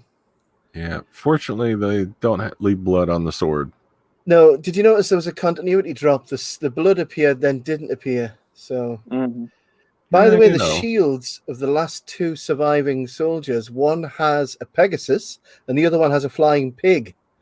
That's significant because in the original myth, when Medusa was slain, it was only at the point when Medusa was slain that Pegasus was born. Pegasus and the flying pig were born out of her neck when she was slain. Oh, see? So you're up technically, on Pegasus. Pegasus doesn't exist yet. Yeah, obviously these are noobs when it comes to Greek mythology. Yeah. I don't think Ray Harryhausen paid the slightest bit of attention to actual documented historical math, etc. Yeah. Still, this is probably like one of the best scenes ever, though. As far as this is, how scary because is the this? lighting works so well. Everything just meshes together perfect. So this is done at Pinewood on the 007 sound stage, as a lot of movies were at the time, and they had this all the time. They could get it exactly right the way they wanted it, and the camera's positions and everything is just perfect. And you really feel closed in, don't you? Claustrophobic, yeah. You just and there's so many that you're exposed everywhere. And they're doing a good job because they're giving hints of Medusa, but they're using the shadow. So, and again, they're animating the shadow like they did with Caliban. And you know what they're doing here that they never do, that is a big slip in modern special effects, is they match the lighting in the live action with the lighting in the animation. Yes, they had a exact replica of this in miniature with the same lights at the same location. The strobing from the flame on her. Yep. So they could match it up perfectly, and it's so well done that way. By the way, he's just been fried in the peanut oil there. One of the soldiers. That's good for Thanksgiving. Every time we had like a Christmas or Easter bank holiday weekend special for kids, they would play clips of this movie. And that was the clip they would show where he looks in the reflection of his shield. Yeah. And the work and the music. The painting of him as looking into a shield. Yeah. It's very strange. And even now that music, diddle-diddle-diddle-diddle-diddle-ding, and the gurgling noise. But what I love in this scene is when he kills her, he has like almost panic, like guilt. Like he looks actually afraid. He has the seam of the eyes. I don't know how they got that effect. This is like when your mom wakes you up too early in the morning and opens the curtains. Mom, Yeah. No, we're out of Pop-Tarts. No. See, and she's pretty smart because she's aiming for the shields. Mm. She is, yeah. And like Flash was saying, the time they took to make this and the guilt on his face when he eventually does kill her is interesting, because there was another version of this scene where Perseus was going to use his shield to kill. Oh yeah, like that's a frisbee. Yeah, like it was a frisbee, but he actually stormed off and said, "No, I'm not going to do it. It's too violent." And they decided to change it because he actually disagreed. He wouldn't do the decapitation like that. He thought it was too gruesome. Well, and it destroys the whole point of using the reflection too. Yeah. Yeah. But I think the final product is better because of the way he just, chops his sword out like at 90 degrees. And he has to use his brain to defeat her. Yeah, to calculate, based on where the reflection is. I suppose there's something poetic there as well about being able to see things through the reflection. In other words, being able to look at yourself. Yeah. I mean, this is like still studied by special effects people now, where they can't figure it out because it's just so well done. This was ripped off for things like Total Recall, the hologram, fake hologram dummy versions of Arnie, and they did it in Escape from LA with Snake Plissken, played by goodness me, Kurt Russell. So it has been copied a lot of times, as you say. And I love the way they have the actual film background in the background while the animation's going on. This is perfect. And I like that she like crawls and slithers too. Yeah, she has to crawl along on her belly. It's really grotesque, isn't it? And that's what's scary about it. And by the way, the amount of arrows never changes in a quiver. Every time she throws an arrow. Yeah, but we'll forgive Ray for that one. Yeah. Yeah, but that happens with human actors too. Yeah. Like Orlando Bloom never lost any arrows. Oh, that's true. And that guy was like, he was like an Elden Rambo. And he has to judge on the basis of the you think about the amount of work that went into making every individual snake move. Yes. Yeah, exactly. His reaction is so perfect because it's like he's clearly like scared. Because you're like, oh yeah, he is new at this, isn't he? And he aims perfectly. Mm-hmm. It's almost a kung fu moment where he's putting every bit of concentration and energy into that one movement. And he's got to put it into the bag without looking at it. And I love the way that when the ooze oozes out of the body, it's like alien, it's acid blood, and it melts the shield. And he loses all three items. He loses a swamp. Sorry, he loses a helmet and a swamp. Ooh, that's some hot chili sauce there, mine, isn't it? Yeah, bit of spicy Tabasco. Ay. We got the habaneros. I think it's was it Californian Reaper or something? Is one of the worst. Carolina Reapers. Yeah, Carolina Reaper. That's it. Yeah, Carolina Reaper. I tried to grow them once. They're really difficult to grow hot chilies in Morales. Yours aren't even going to be that hot because your weather is a little bit nicer. Yeah, it does need chilies really are going to be as hot as the weather is. So exactly. And this scene here had is green just bell perfect. peppers that were like jalapeno hot because they were grown in a hot summer. This is the pinnacle moment for the hero. This is male fantasy, isn't it? This is as boys This is the ultimate moment. I've slain the feminist. There you go. Bring me the head of Virginia Woolf. It's also the check it out. I'm a poster. Look at me. Look, Take a picture. I'm a poster. This will look great in the trailer. Have the misogyny. I don't think. Yes, I don't think. I don't think. Oh, there's Bobo. Oh yeah. We know it's gonna rain. Yeah. It's a Part storm. 2. See if you can lock down that stabilizer. All right, that's Hobo the Owl's words for I got to get off to Middle Earth now. Okay. Well, it's been a pleasure having you on the show again, Flash. Yeah, And all fun. all the best. And I made it to the hopefully best part of the movie, so it's perfect. yeah, I mean there's not much to go now. So but yeah, it's been great having you on the show, and hopefully you can join us again next time. Oh yeah. Good night, everyone. Good night brother. there, Flash. Oh, now we have Caleb stabbed the head so the bag would drip the blood and scorpions come out. Which is a really neat trick. And what's no, wait a minute. You got a stupid mechanical owl sleeping on watch? Hang on a minute.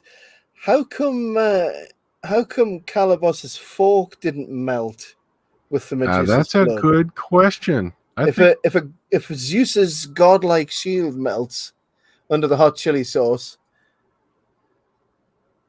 yeah, R2 is in the water. Yeah. Speaking of the Dagobah scene. So no, there's Tim Pigott-Smith. He's still alive, but not for long, I think. Now, what Greek mythology movie would be complete without giant scorpions? Yeah. You know, it's been a while since I've read my Greek mythology. I don't remember that. No. But I mean, it's one of those things you're always going to see giant scorpions and spiders. And I think when you're watching it now, this is the last time Ray Harryhausen did these effects. So this is the polished, this is the pinnacle of what he was able to achieve. But I think Calabos is the best character ever, because before this movie came along, there was another movie that Ray did, which I think it was the Sinbad and the Eye of the Tiger, where they had a Cyclops. Was it Cyclops? Yeah. And I think Calabos is in some ways based upon that character. Well, the thing about Calabos is, yeah, you're right. It's the character of him, you know. Yeah.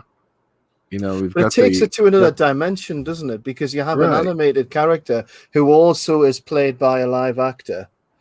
Exactly, and that gives him, you know, he actually has a motivation. You know, he's not just a baddie that's there to be killed. Yeah, he has a real purpose and an agenda. And now the final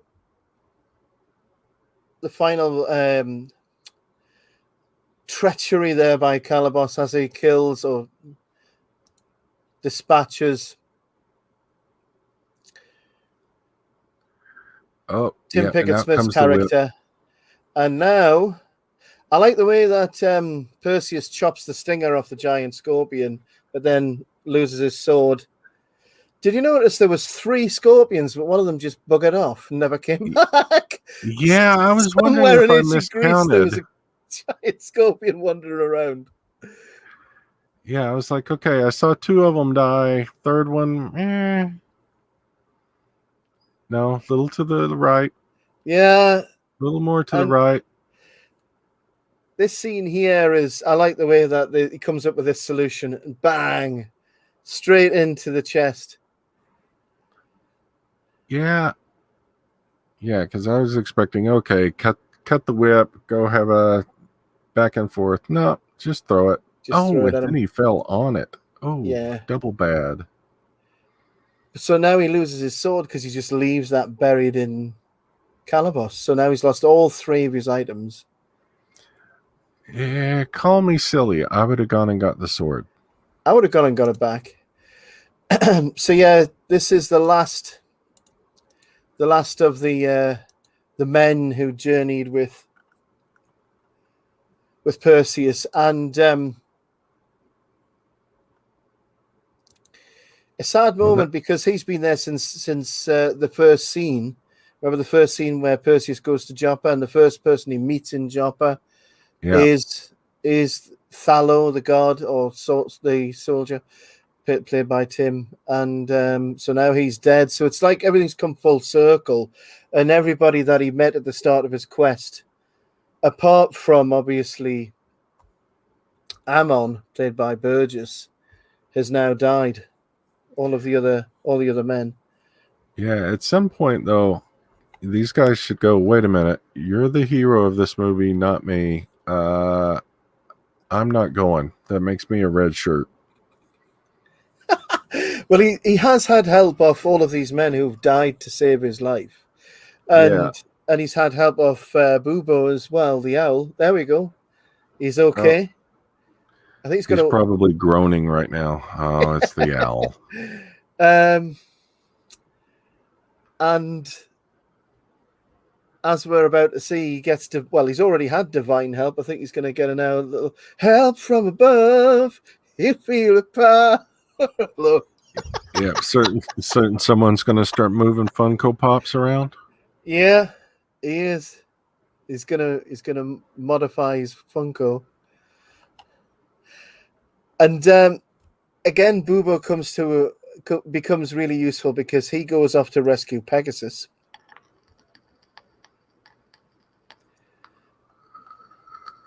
So without all of these characters to help him, it wouldn't have come off, would it? So oh yeah, it would have been a major failure. Back on Epstein Island.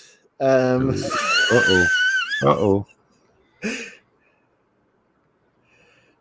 Hey everybody. Hi guys. Hey, please don't suicide me. It's a drone. Oh, I've just realized one of the dwarves is Mike Edmonds, who was in Time Bandits. Oh, really? Yeah. We did it. Remember, were you here for the Time Bandits? You were here for the Time Bandits. Yes. Yep. I think that was one of the first ones you did. in. Yeah. With we had Brian Shearer on that one as well, and but it was because I think it was a tribute to Mike Edmonds because he'd recently died when we did that.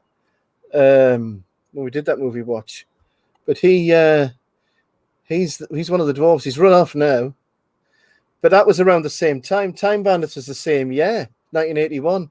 Oh, okay. So those guys were getting a lot of work back then. Hey, yeah, good on them. It's funny actually when I think back to the other movies we've watched on this channel. We've actually watched about 5 or 6 movies from 1981. Oh, yeah. Oh, I've just lost my movie here, so I'm just going to go off what you're saying. Oh, no problem. Just crashed altogether. Yeah, we're at coming up on 1 minute or 1 hour 42 minutes now. I think I've got a bandwidth problem with my internet. Bath scene. Yeah, so this is the third nutty scene. The third nutty scene of the movie. Yeah. I like the way Bubo the mechanical owl also sniffed and sneezed earlier there, by the way. Even though he's not illogical. Yeah, well,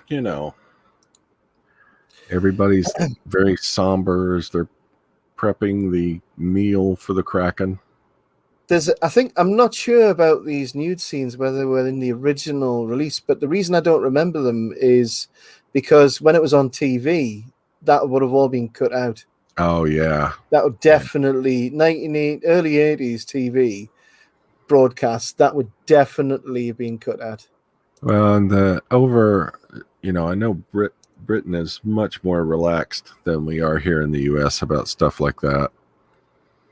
Yeah, they are now. I think back then it was about the same. So this is where he's finally made it back to the amphitheater. We're at 1 hour 43. So 1 hour 43, and this is where Zeus does his cheat cheat mode. Cheat code. Yeah, and you got to wonder. It's not because Zeus is a great dad. It's because he just He doesn't just want to doesn't want to be lose. wrong. Doesn't want to Exactly. lose. Exactly. What a 1 swine. hour. He is And the worst dad ever. yeah, Come on, kid, exactly. you're embarrassing me. Stand up, you loser. Goodness sake. Gosh darn it. Yeah, so we did Time Bandits 1981. We've done we've done what else? Well, we did American Werewolf in London. That was 1981. Superman the movie was 1980, but we might do Superman 2. That was 1981. It was quite an important year, and of course, Raiders of the Lost Ark. Oh yeah. Oh, Mad Max 2. We did Mad Max 2 as well. Oh, That was yeah, 1981. yeah. Did do that. I gotta There's go back probably a and couple look. of others. We Yeah. did Space Hunter on my Yep. channel, Yep. which is lost. That's lost to the Oh, sands no. of time.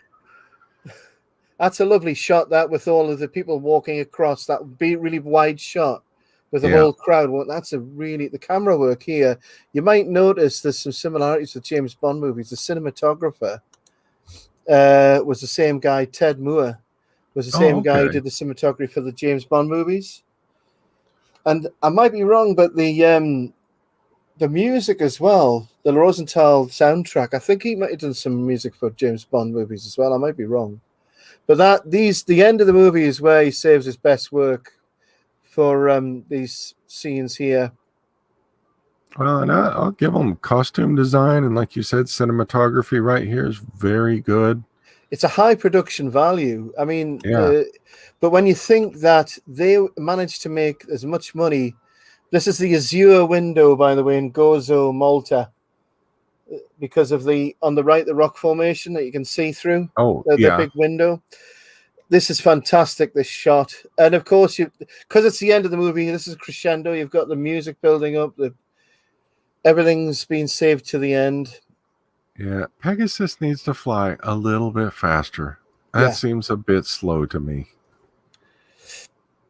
And she's got a glittery costume, which comes from ancient disco land. Yeah, these are either flugelhorns or didgeridoos, a combination of the two.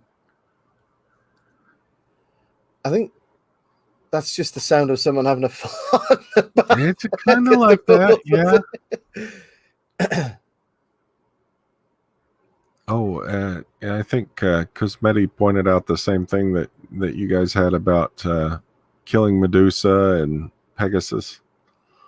Yeah, so yeah, she says that it's strange you didn't get Pegasus when he killed Medusa. I wonder why they changed that. This is loosely based on the myths, and I don't think it can sort of like it's a good criticism, and I said the same thing, but I suppose it's an interpretation, shall we say? Yeah. That scene there where the Kraken isn't Greek myth, comes out of the water, and you know straight away it's not human because obviously the size, but there's one hand, two hand, and then a third hand comes out. Yeah, exactly. That design as well is goes right back to the start of Ray Harryhausen's work, where it's from an early movie he did. I think The Beast from Another Planet. I'm not sure, but. Well, and you know, it's good that you point that out, because you don't wind up with the Godzilla man in a rubber suit thing with 4 arms. So yeah, the only other way of doing it was the way the Japanese did it, with blokes and jumping around in rubber suits. Very. Yeah, it was designed for one of his earlier movies. So he resurrected and changed the design for this movie. It's a good design.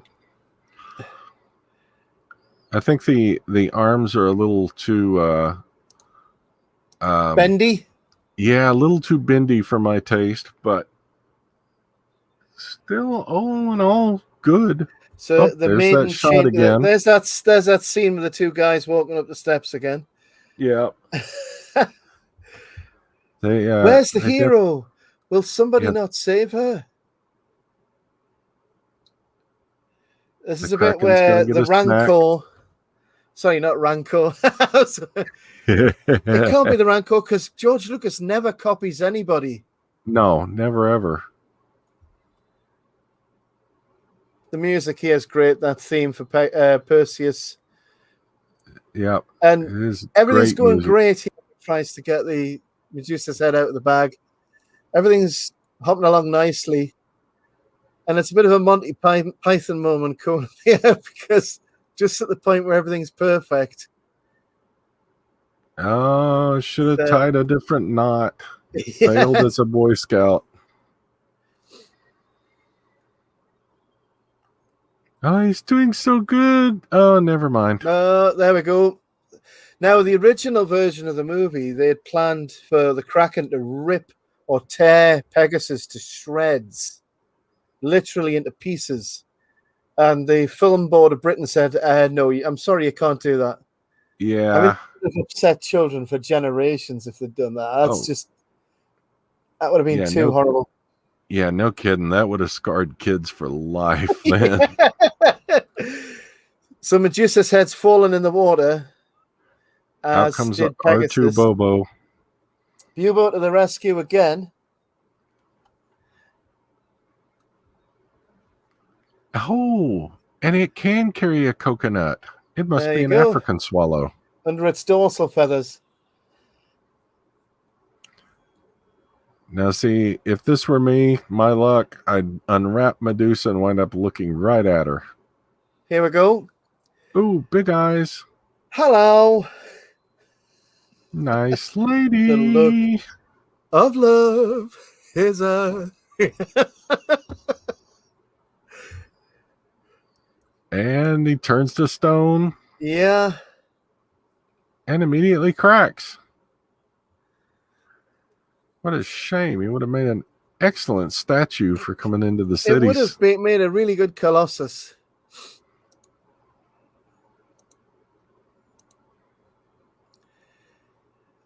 I like the way that they do practice that. I don't know how they achieved that effect where they must have had like little pressure bladders inside there just to push the pieces apart. That's a good point. I hadn't thought about that. I bet you're right. And what Cosmetti said earlier there about Pegasus being born out of Medusa sort of happens here.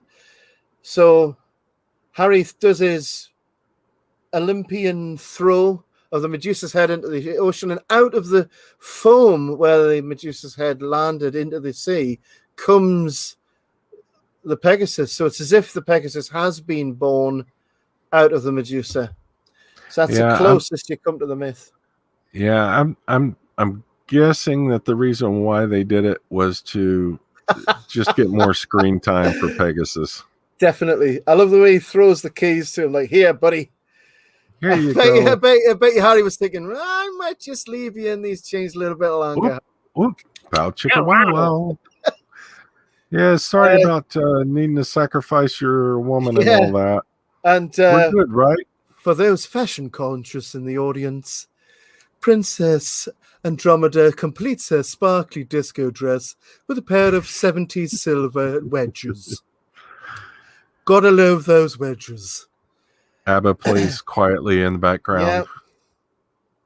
Yeah. I love the simultaneous crowd gasp. Yeah. Yay! And knowing that at the time they were just gasping and clapping for nothing. Unless it was a guy on the top of the stone going, okay, I'm the Pegasus. Clap, everybody. All right, everybody. Now gasp. Now clap. Unlike Harry, who had a really sort of like unsuccessful career after this movie, Pegasus went on to do loads of work, mainly for TriStar after this movie. Yes. I do understand that Pegasus got that. Lived off that for the rest of his life. Zeus has 1981 blue lasers coming out of the back of his neck. Yeah, he is pretty MTV right now. Yes. And then the sadistic TV. The sadistic Greek ancient gods. What if people become better and don't need us anymore to be cruel to them? Yeah, we're going to be cruel to them. And Zeus, after all. And take two. Let's do this wedding again. Wow, check out those trumpets. Nothing like an 8-foot trumpet it isn't a wrapped Greek around. wedding unless you got big hats and huge trumpets. Yeah. And the last words from the comic relief characters. And they gave the owl a crutch. Of Burgess Meredith and people. And there we go. There's a full circle. He's now in that bed with her. That the entire adventure was fought for that one aim. So all his mates who died helping him died so he could get into bed with Andromeda. And where are they were the now? ultimate wingman. Mate. Yeah. Now that is a wingman, isn't it? Going to that length. Yes. But I do like this ending here with the animation of the stories of mythology. They'll be remembered in the constellations of the stars. Yeah, I think it's a really nice ending. It is. It's a good good reminder. As well. Yeah, it's a good reminder. Where the constellations got their names and everything. Because Mike says, "I want that owl." You can get replica owls. Yeah. You could get it to guard the chooks. This is the wacky titles, Ralph. Have you noticed it's divided into three groups: the immortals, the mortals, and the monsters.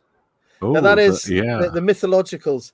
That is typical of something like that Ray Harryhausen would do because he was a producer on the movie and it's his production, and he wanted you to think in that way that it's a mix of these different classes of creatures. Well, not only that, the creatures are themselves characters. So yeah, okay. Exactly. Well, there you go. That was a crowning achievement of the work of Ray Harryhausen, who is probably the most well-known stop-motion animator. I mean, in fact, stop-motion animation did continue for a bit onwards after this movie. It was renamed Go Motion by the guys who worked on ILM for Star Wars. Do you remember things like the Tauntauns and the AT-ATs were all... The Tauntauns, the AT-ATs, the Rancor. The Rancor. All of that stuff was animated... with Go Motion, which was a version of stop motion where they would do things like smear grease on the lens to blur the image. Oh, okay, yeah. The one thing about stop motion animation is can be a bit jolting because you're taking photographs as it moves, but it's never blurred. Right. Where in real life things are blurred, so they replicated that with Go Motion. They had different techniques they would use. But everything they did on Star Wars and every other movie was inspired by the work of and the advancements made by Ray Harryhausen. None of those special effects would have ever happened without that one guy who started as a young man in his garage. Yeah, Yeah, exactly. I was just going to say, he was the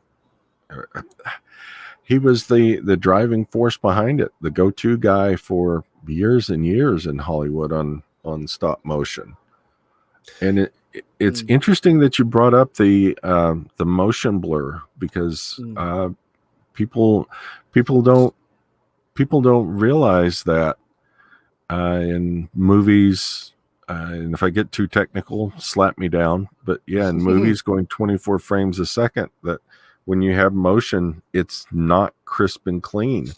And so that's why, for instance, was it The Hobbit or was it Lord of the Rings, where they tried 40 frames per second filming in some of the movies and some of the theaters, and it was very jarring to people because you lack that motion blur. Yeah, it was The Hobbit, I think. People got used to it. So that's an excellent point to put out about trying to blur the stop motion to eliminate some of that jarring effect. Yeah, definitely. This strangely, this movie, although it's noted for being the crowning achievement of Ray Harryhausen's visual effects, it didn't get nominated for an Oscar or for even the makeup and costumes, nothing like that. And I think it was possibly being shunted to the side by that stage because of films like Star Wars and stuff like that. But yeah, well, and plus, like you pointed out, 81 was a busy year for movies really, too. wasn't it? Really was. Before Harry Hamlin was considered for Perseus, they did actually consider Malcolm McDowell. That would not have worked. Michael York would have definitely worked because they were sort of typical of that era, I think, and Richard Chamberlain might have worked. Arnold Schwarzenegger was considered. Interestingly, he went on to do Conan a year later, but we wouldn't have worked at all because he couldn't speak the language properly. Exactly, because I was going to say in Conan he had what, 2 lines? I know of one line, but yeah, that the reason why he was successful in the first Conan movie is he didn't speak. Yes, exactly. Yeah. And the other thing is, and the weird thing about Conan and how that was successful, because in a way, I don't know how the Conan reinvented certain things like the Sword and Sorcery movie. We did that on this channel a while ago, and it did really reinvent the Sword and Sorcery. There was a bunch of Sword and Sorcery movies released in the early 80s, and that was definitely the best of the bunch. Well, it was very, very much dark and gritty. Yes. So it was a more realistic take on it. It was a more real world, wasn't it? Because the stories it's based upon, like Tolkien's stories, have a more of a real world building, like a believable world building going on, which is why they've got an air of credibility. But if you think about at the time they were casting this movie, the idea was that if they'd got a really muscly guy like Schwarzenegger, it wouldn't have worked. It would have harked back to the worst of the sword and sandal movies of the 50s and 60s and really cheesy Italian movies. So they wanted to get away from that and make him muscly but athletic, and he relies on his mind as much as his brawn, and and I think it was a good choice, because of course the Romans later stole this, and it instead of Perseus you had Hercules. So, and I think Schwarzenegger had already done, wasn't it, Hercules in New York? Mm-hmm. So, which was what you said earlier, that they actually dubbed over his voice in that movie, didn't they? Yeah, he was entirely dubbed over in that one. And that, even though the movie is terrible, that was the right choice to make. Yes, absolutely. According to Charles H. Schneer, and that reminds me of the Raccoons cartoon. I don't know why, because there's a Cyril Sneer in that. We have given form to what has been in the eye of people who have read the story of Perseus and Andromeda since the Greek myth was first put on paper. I would agree that these movies brought a real physical force. These things feel real, 3-dimensional, even now, unlike a lot of CGI. They feel like, if you prodded them, they would be solid. There's a real solidity to them. And as a kid watching these movies, these things being brought to life in an era where there wasn't any other way of doing it, really. There were other ways of doing it, but pretty bad ways, like you said, wearing costumes and things like that. It did bring it to life. It really did, in a remarkable way. A little known fact, just a very quick one. during the release of the film in the UK, there was a marketing campaign by Smith's Crisps. You would say, what is it? Crisps in America are called chips. Chips, yeah. Which is really confusing because chips are fries over there. Yeah, they're fries over there. I think the British and Americans just decided to divide the language up into really confusing. It's like biscuits and cookies. Yeah, we just do things just to spite you guys. Sorry. It's the same here as well. But during the campaign, they launched it. By the way, Monster Munch are great if you ever get to try them. Consumers had to save up loads and loads of empty packets to prove they'd bought all these packets of crisps. To send off, they get a poster through the post, a magazine, poster magazine of the movie. And it had fun facts about the movie and the monsters in the film as well. Now, that reminds me of something I did, a real story of when I was a kid at school. Smith's Square Crisps had a challenge where you had to, I mean, it was ridiculous. You'd have to eat yourself into a coma. It was something like you had to save up 60 or 7. And this is back in the day when you were to be a Yank to eat this many chips. You would have like one packet of chips every couple of days back then. Nowadays, kids just eat all the time. But when we were young, you got them when you got them, really. You were rationed. Your mom and dad wouldn't let you eat this stuff all the time. Oh, no. So, you had to eat about 60 or 70 packets of this stuff. And then eventually you'd send them all away and get a free kite. So I actually tried to do this, and all of my friends at school joined in, and they would give me their packets of crisps that they'd eaten. And they would even wander around the school ground. We'd have a safari and find these packets of crisps stuck down between railings and flying around on the school field, and we'd grab them and pick them all up. And some of them were disgusting, and I'd wash them off and everything. And eventually, it was like I could actually make a movie about this whole process over the course of summer, this particular summertime, early summer, spring at school. Me and my friends collected all of these crisp packets, and that was the most fun part of it. Sent them off, got the kite. And it was like, did you get the kite? Yeah, it's not very good. It's crap.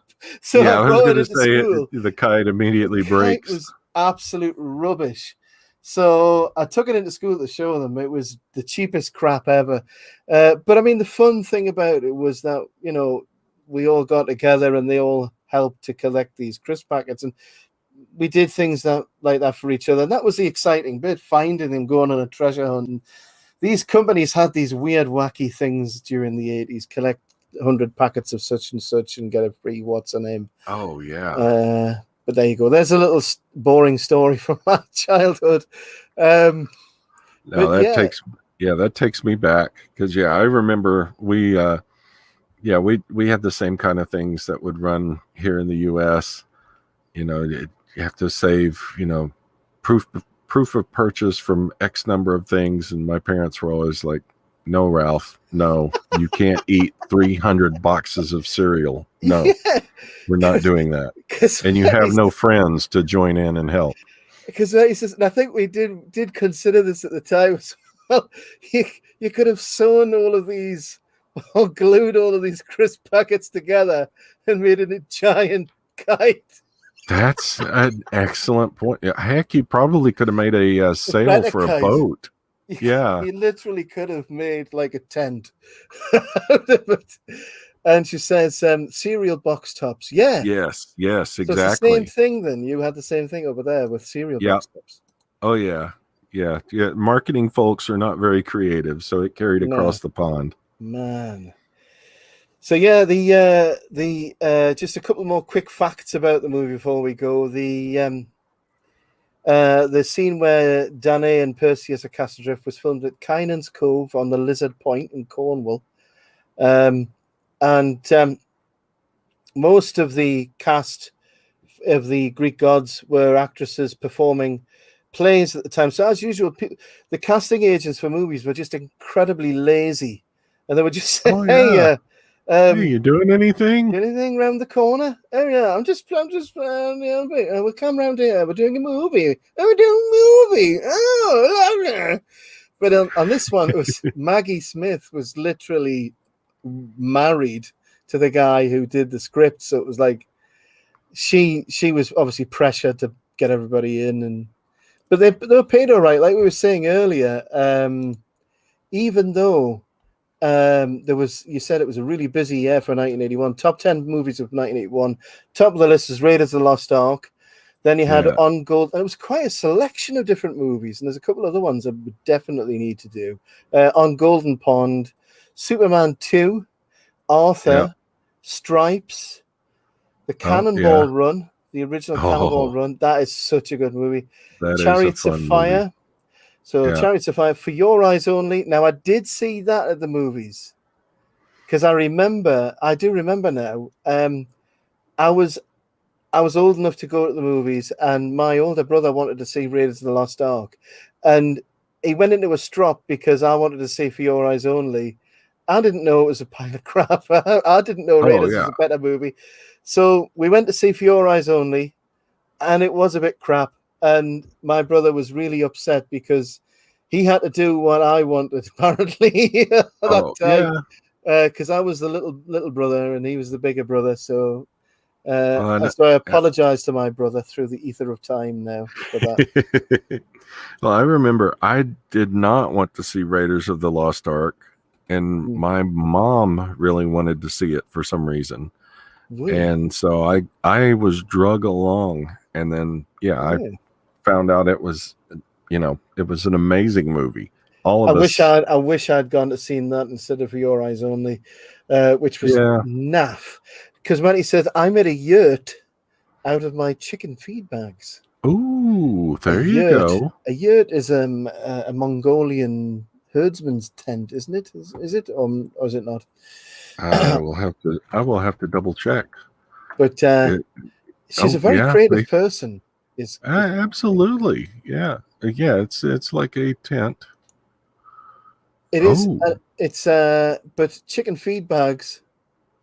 To be honest, I said to the missus the other day, the bags for life that you get now, they're made out of that thick woven plastic stuff. We've got so many of them, I could literally make a big top tent out of it.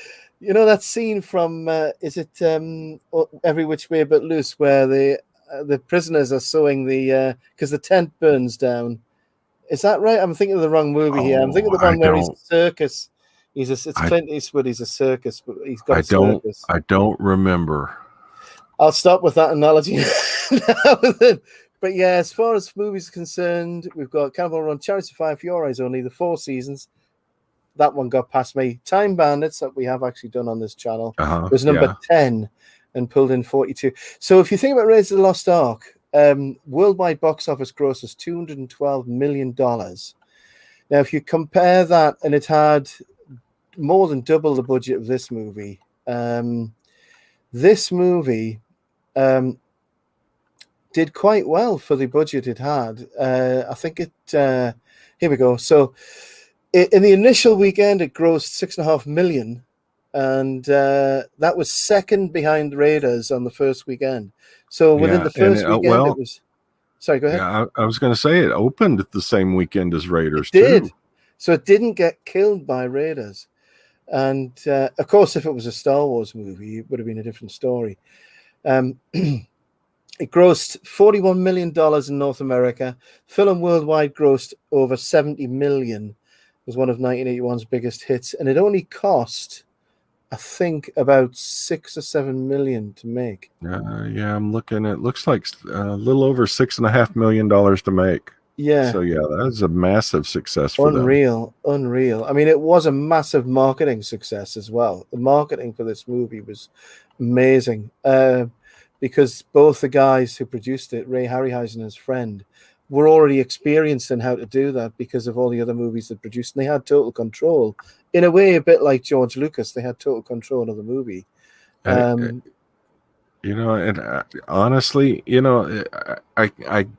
I can't think of how many times that we've gone through and we've talked about boneheaded notes that the studio has sent down for things that they want to do. Mm-hmm. I mean, if you've got somebody that's got a clear vision, knows what they're doing, if they can get the creative control, more power to them. So, Exactly. But another little quick fact before we go. This is the last one. Laurence Olivier was succeeded in the role of Zeus by his The Bounty 1984 version of The Bounty co-star Liam Neeson when they did the remake in 2010 and the Wrath of Titans sequel in 2011. And like we said earlier, the Clash of Titans 2010 version uses roughly the same script, but obviously uses CGI. And in some ways, it's better because they ironed out some of the mistakes with the script. But if you compare the two together, will the sequel in 2010, will that still be around in another 40 years? Will people be talking about that in 40 years? No, I don't think so. I think that's one that it's just not powerful enough. You know, it's a shame, but yeah, that, and I'm sorry, Sam Worthington.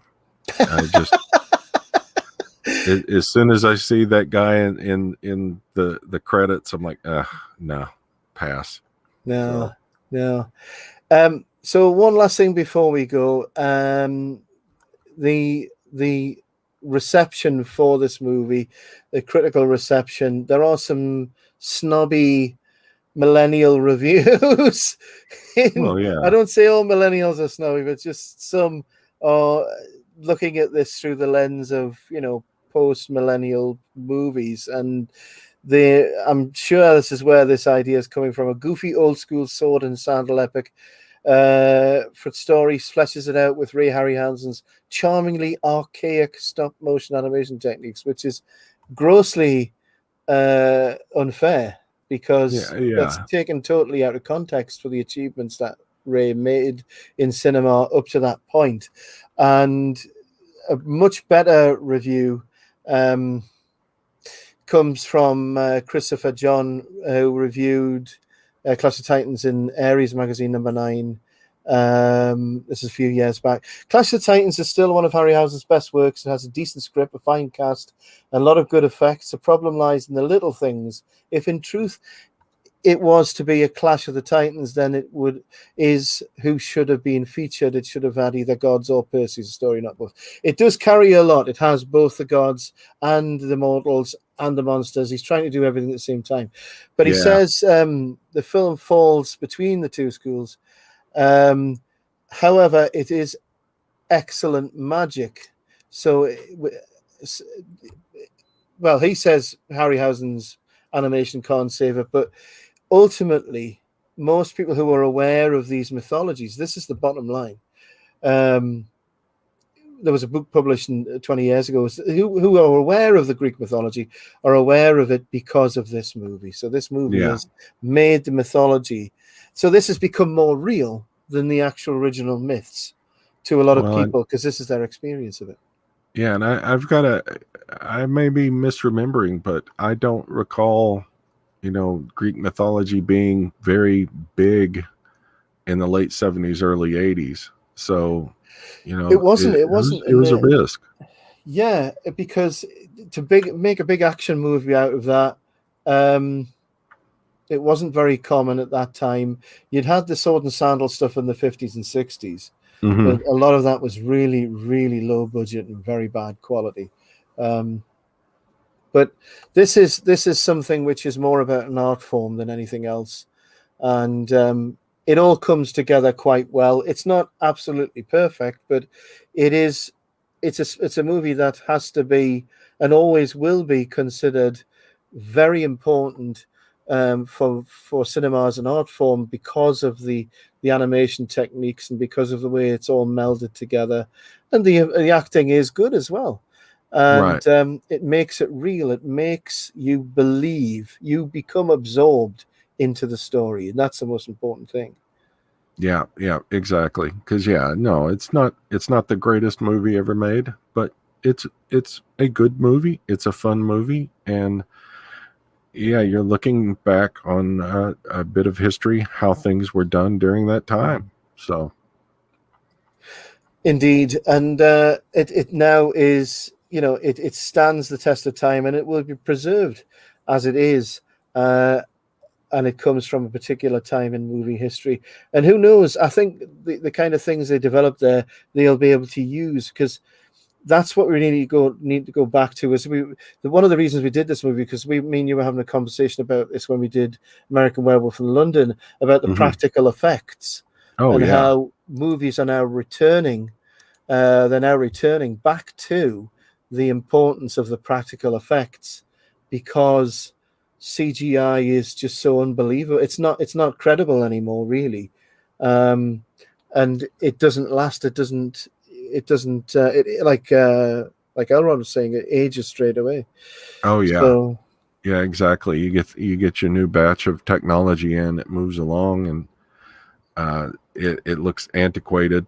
I think Elrond said, it looks antiquated immediately after it's released.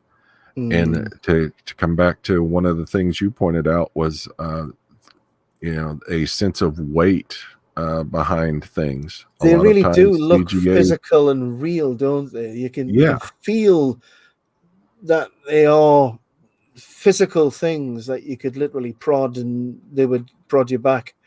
Unlike CGI, which is just like smoke and mirrors. It really is awful. But it's become too easy to make a movie now, and because it's too easy, there's not really any. I'm not saying this in every case, but in a majority of cases, I feel like there's not really any care given to it.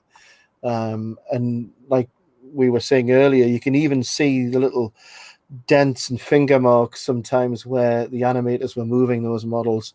Yeah. And because Matty says in the audience, the Medusa scene is the best scene, and it is, and that's still good. Today. That still today is a moment in cinema history. That's a moment in time which will always be there as a point of movie culture. It's one of those scenes that you'll always see come back over and over again when we talk about this. Well, and they took their time. They set the scene up. They built the tension properly. Mm-hmm. So Medusa is stop motion animated, but you buy into it because of how they set everything up, and it was great attention to detail. Mm-hmm. Mm-hmm. Absolutely. So on that note, we better say goodnight at this point, because I think I need to go and make sure there's no hellhounds in my backyard. Oh, yes, definitely do that. And lock the house up, because I don't want any giant vultures going around. Yes, check on Mrs. Pete. Make sure that she's not astral projecting out. No, hopefully not. But once again, thank you to my co-hosts, both to Ralph Juicer and Flash of the Titans. Should have been the name. That should have been the name. Yeah, it's good to have flashback. Yes, indeed. And obviously, thank you to everybody who joined us in the chat. We've got Cosmetti in the chat tonight. Thank you again to Cosmetti for spending your time here. We really appreciate you being here. And of course, everybody who watches this recorded, we appreciate you as well. And so we'll have to do this again sometime. We're taking a break next weekend because I've got something I have to do next weekend, which I won't be able to do a show around.